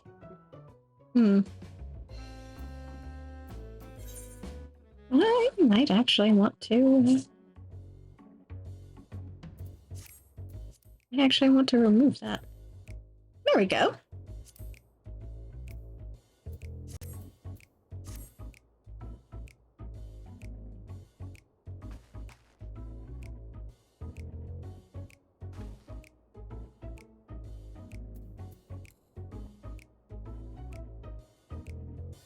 Look at me. Look at how cool I look.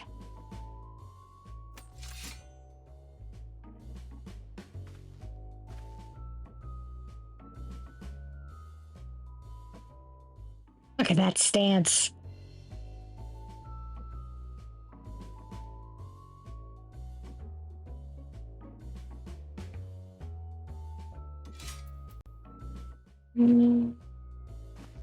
Right, I've got stuff in here because I've got stuff on my hotbar that I shouldn't have yet.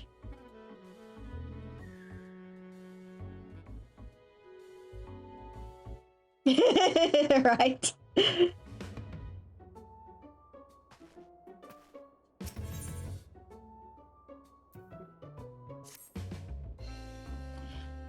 do you find the weight of the scythe in your hands? Pleasing, I hope.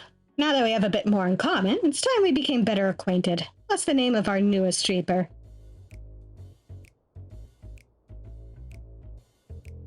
Svarin. Doesn't quite roll off the tongue, but so it is with Eorzean names.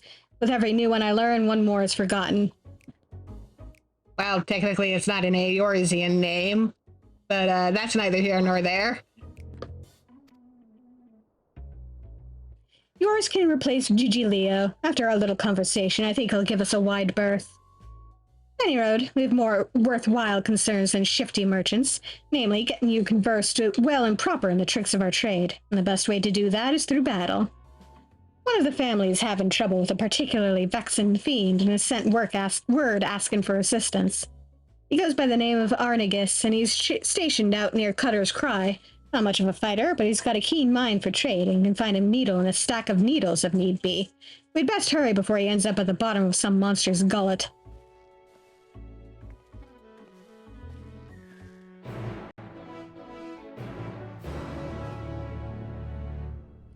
I'm actually gonna quickly switch back to this so I can finish off the Black Mage quest, because I completely forgot about that.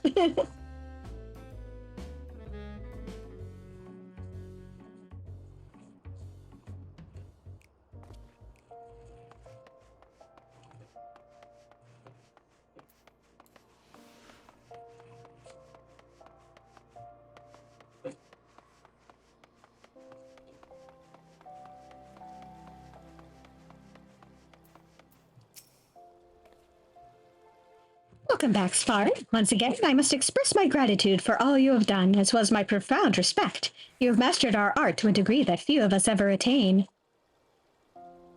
Yeah. While it is not like me to dwell on such matters, I was just reflecting on the hearer's words. Once again, the truth of the battle we waged will never be known to those we fought to save. Needless to say, we do not do what we do for accolades or glory. We do it because it must be done, and to sate our own intellectual curiosity. And yet, it does not sit well with me. No, I cannot just turn a blind eye while the deeds of my friends and mentors are swallowed by history, never again to see the light. When the day will come that we can emerge from the shadows, I cannot say. But for that day, and for the eyes of all who would follow in our footsteps, I would put all I have seen to paper, just as Master Kukuruka once did. All we have learned of our realm and the arcane, of course, but that is not all. I would write of the bravery of our beastmen friends, of a stubborn and self-important hero who, against all odds, proved himself a friend. Most of all, I would write of the illustrious founder of our glorious art and the adventurer who she would personally entrust with carrying on her legacy. Why, I dare say the chapter will write itself. That sounds like a worthy endeavor.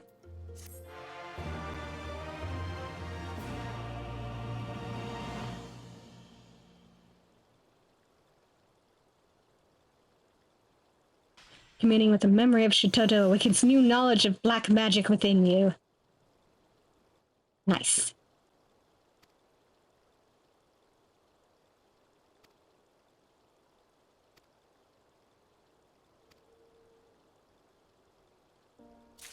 Okay.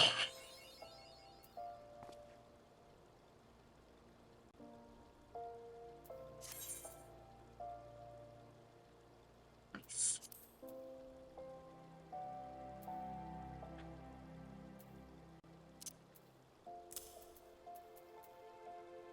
I'm going to have to remind myself.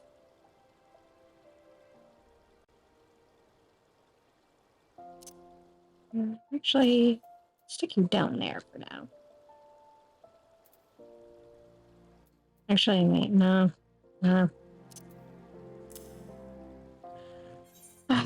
When do I get...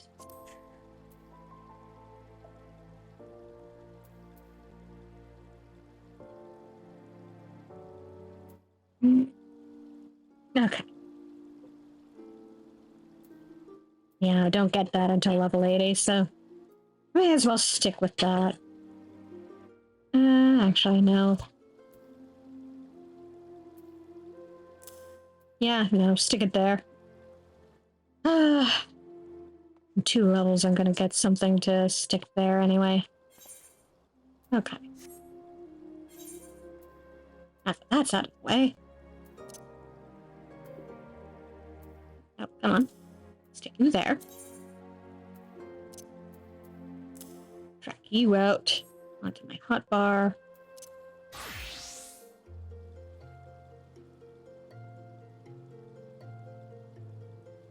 I just look so dapper.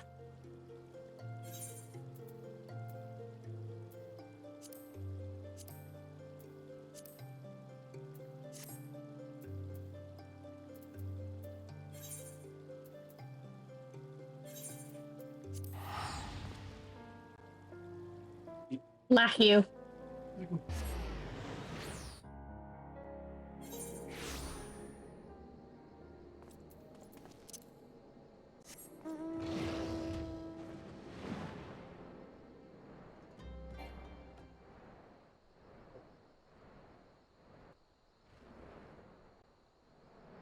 All right, to Cutter's Cry we go. Actually, I'm going to do myself with something. Cutter's Cry. Oh yeah, they're going to be revamping this with the patch next week.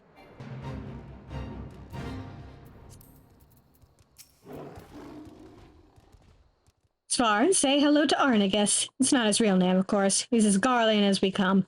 But I'd say he makes a passable Highlander in the correct light. Boss, who's this? Are you sure we should be getting an outsider involved? Thank you for your discretion, Arnegus, but it ain't needed. He has a personal contract with me, so I consider him a mercenary in service to the family. Whatever you'd say in front of me, you can say in front of him. By your will, boss. The Chimera has been making these sands a living hell for anyone who dares to wander into its territory, which would be us, since our trade route cuts right through it. The men I've hired to carry my goods are scared to death, and I can't blame them. None of them are fit for monster hunting, so I sent for you. We'll see what we can do, Arnegus. Might want to find a rock to hide behind, though. Chimeras ain't known for being the most discriminating of beasts.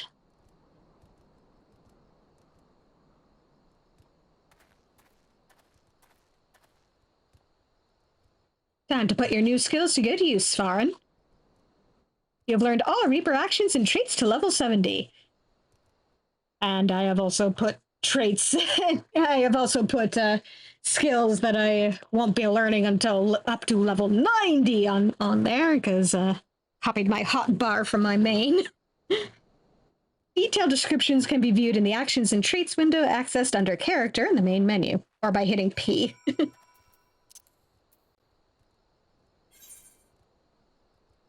So let's see.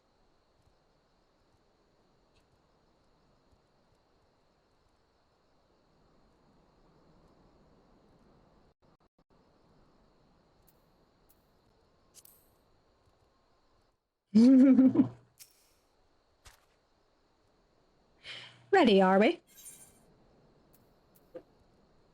Yep. Let's get to it.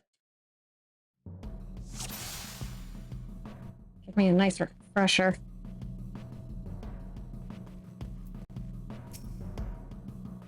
Let's get on with the hunt, eh? We'll need to draw out the Chimera with Myrmidon meat. Now to accustom yourself to the Reaper's tools. Harvest the souls of the fallen to call forth your avatar. Reapers can summon their avatar by filling their soul gauge.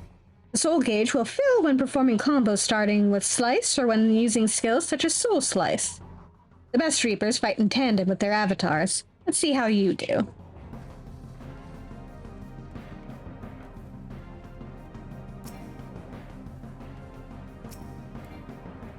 Come on.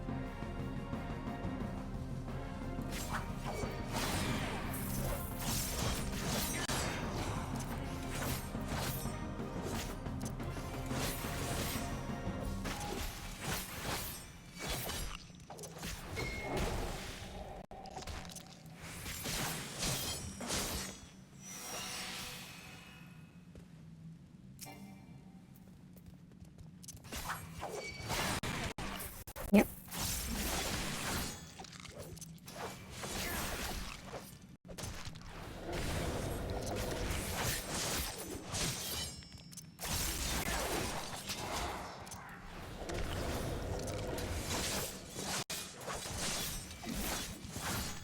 It is very pretty.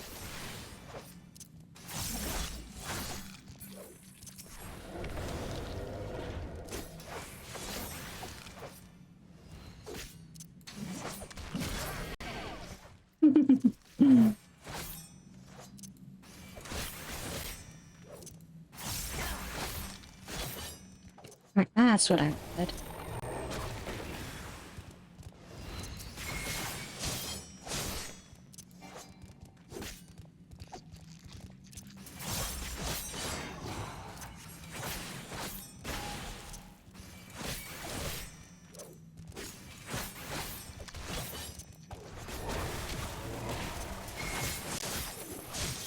There we go.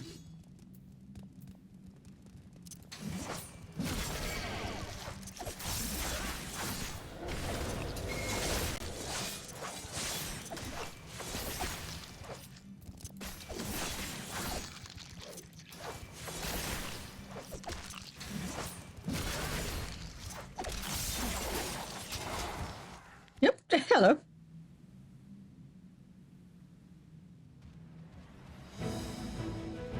Our target arrives. Finish this and I'll let you keep its head as a trophy.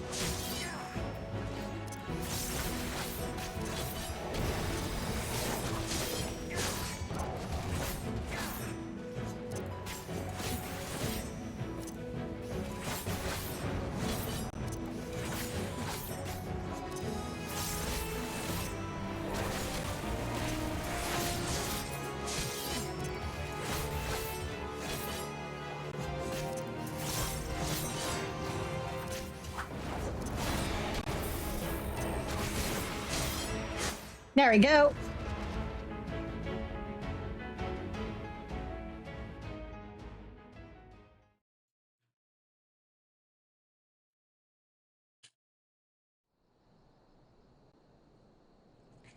Took me a bit to get back into the swing of things.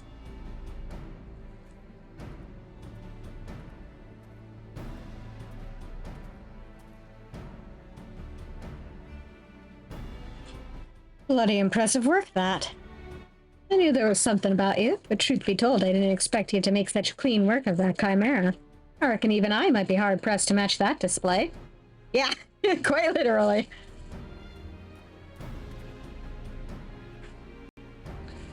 You know, tell it when you see it, boss. And with that, the ceruleum will flow once more. Among his many roles, Arnigus is a merchant of sorts. He sells ceruleum at a price that'd make those gill pinchers at Amagina and Sons balk, but still turns a pretty profit. We can barely keep up with demand, despite the occasional beast or two butting into our affairs. All thanks to you, boss, and our countrymen of the north, of course. Here's to getting back to business as usual.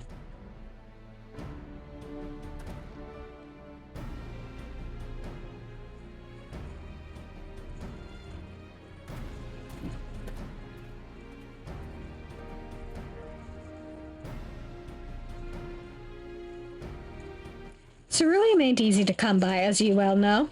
Amagina and Sons protects their monopoly with a gilded fist, but they've yet to force the Imperial stragglers up north out of the market. Yeah, it kinda does. Now, before you go running off to the flames, let me assure you that this arrangement is entirely above board. Selling goods to Imperials is forbidden by law, but there is an area worried about buying from them. I know Eorzans like to call it Garlands by all sorts of colorful names. Bastards, tyrants, invaders. And we've got all those and worse. But while many a foul deed has been committed for the glory of the Empire, we ain't megalomaniacs to a man. Even amongst the purebloods, those that serve don't always do so by choice. Could be argued we're all casualties of the great Machina's ambition. No small number of the Empire's troops would return home in a heartbeat if they could. But the world being what it is, most settle for sending their family what few coins they can afford to part with. Most Eorzeans wouldn't suffer a whit of color to complicate their black and white view, but if you're going to fight with us, you should learn the truth of our past.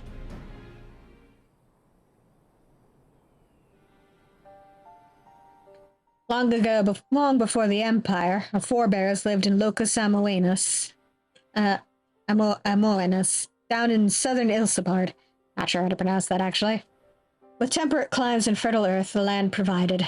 Many of us were but simple farmers, harvesting abundant crops with the self-same size the reapers would eventually wield. So reapers are just angry botanists. But gifts are ever the object of envy. When not tilling the fields, our ancestors were forced to defend them. Every year they yielded a few more elms, and some 800 years ago now, they were driven from Locus Amoenus completely.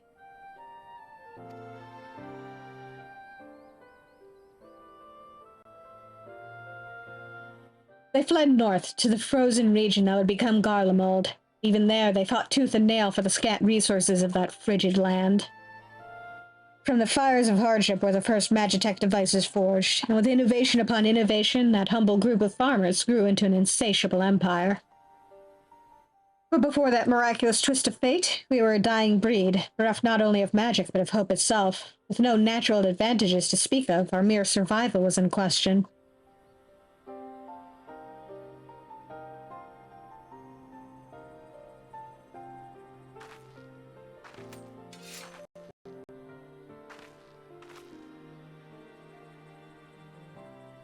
From harsh necessity were the Reapers born. We turned our tools to weapons, and struck a bargain with the Whispers in the Dark. With the Void's power, we could strike at an army's beaten heart, slay their generals, and throw the rank and file into disarray. Our way is to end battles before the sparks catch, to sacrifice the one for the many, to keep avaricious hands away from family, friends, and lovers. And now this power belongs to you.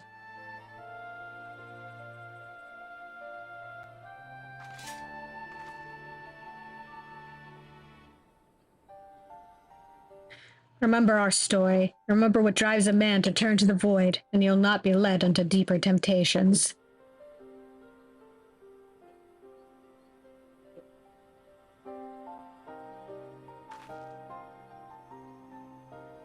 Our work here is done. I'll see you back at headquarters.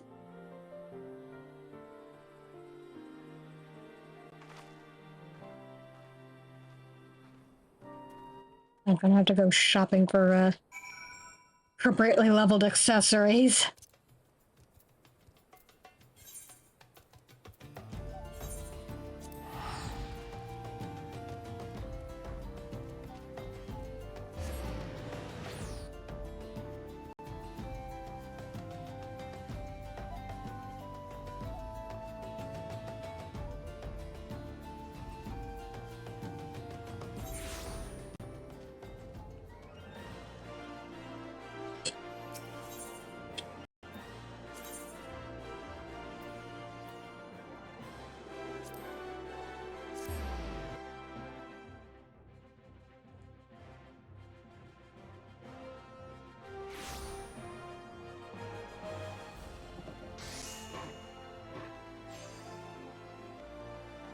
Oh hey, another Reaper.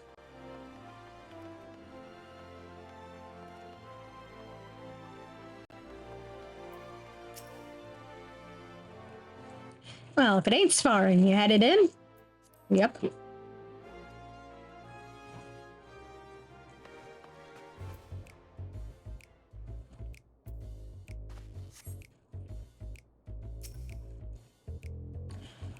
For your first battle, you did good. I think you've earned the right to know just who this lot you've thrown yourself in with is. You might have gathered this yourself, but the Lemures were formed to support those Garlands who were living in exile.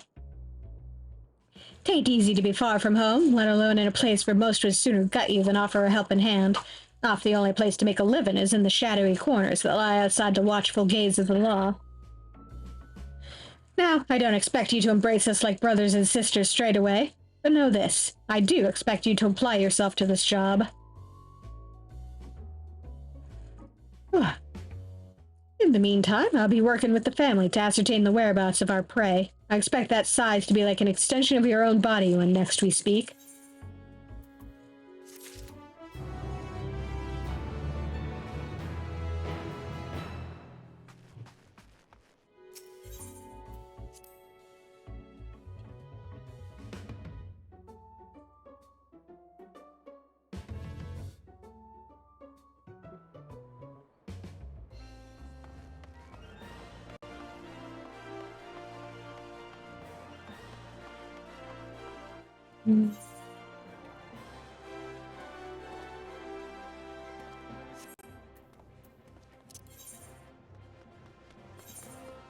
Oh shit, no. Let's see. Okay, good.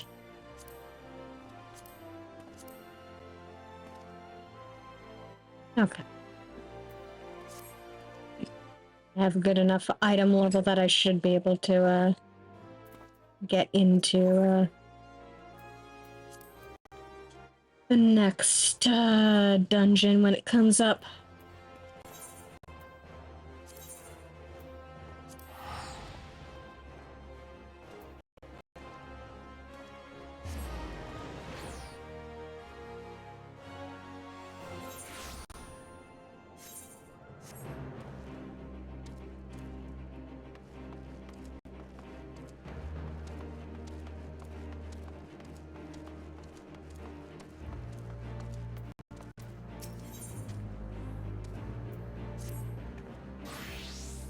Lieutenant Darkheart, I presume? I've spoken with the members of the Scions, and if I may be so bold as to ask, is it true that you learned some Far Eastern technique for moving underwater as freely as a fish? Then it was not an exaggeration? Incredible. Would you be willing to put that ability to use for us? Someone summoned a critter. If so, I have an ancient stationed underneath those towering steps by the lock who would dearly love to speak with you.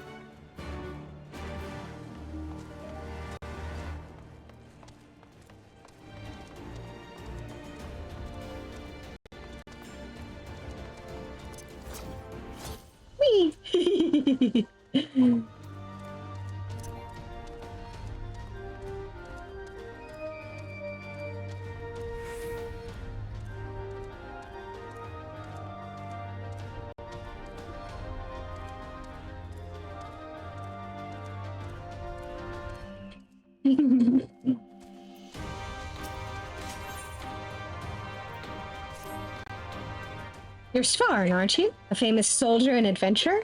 It might be that I'm asking above my station, but I could use your help with a bit of a problem. I've been tasked with rounding up a couple of nasty wavekin, and I have to admit to the fact that they're too much for me to handle.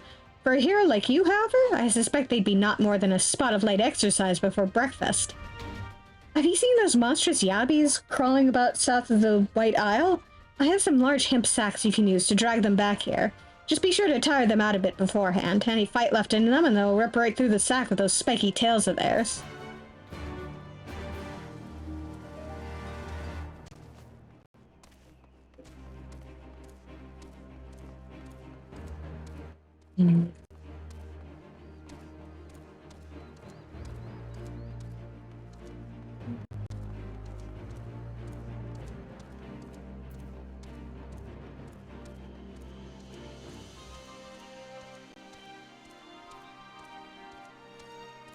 Let's pick up this last quest and then call it a night. Especially because of all the bits of choppiness I'm getting.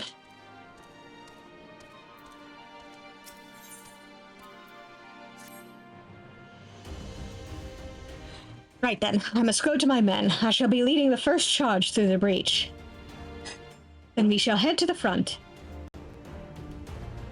Pippin has command of our artillery outside the gate. He'll not be hard to find. But before you go, I have a final favor to ask. Give this to my son. He will understand.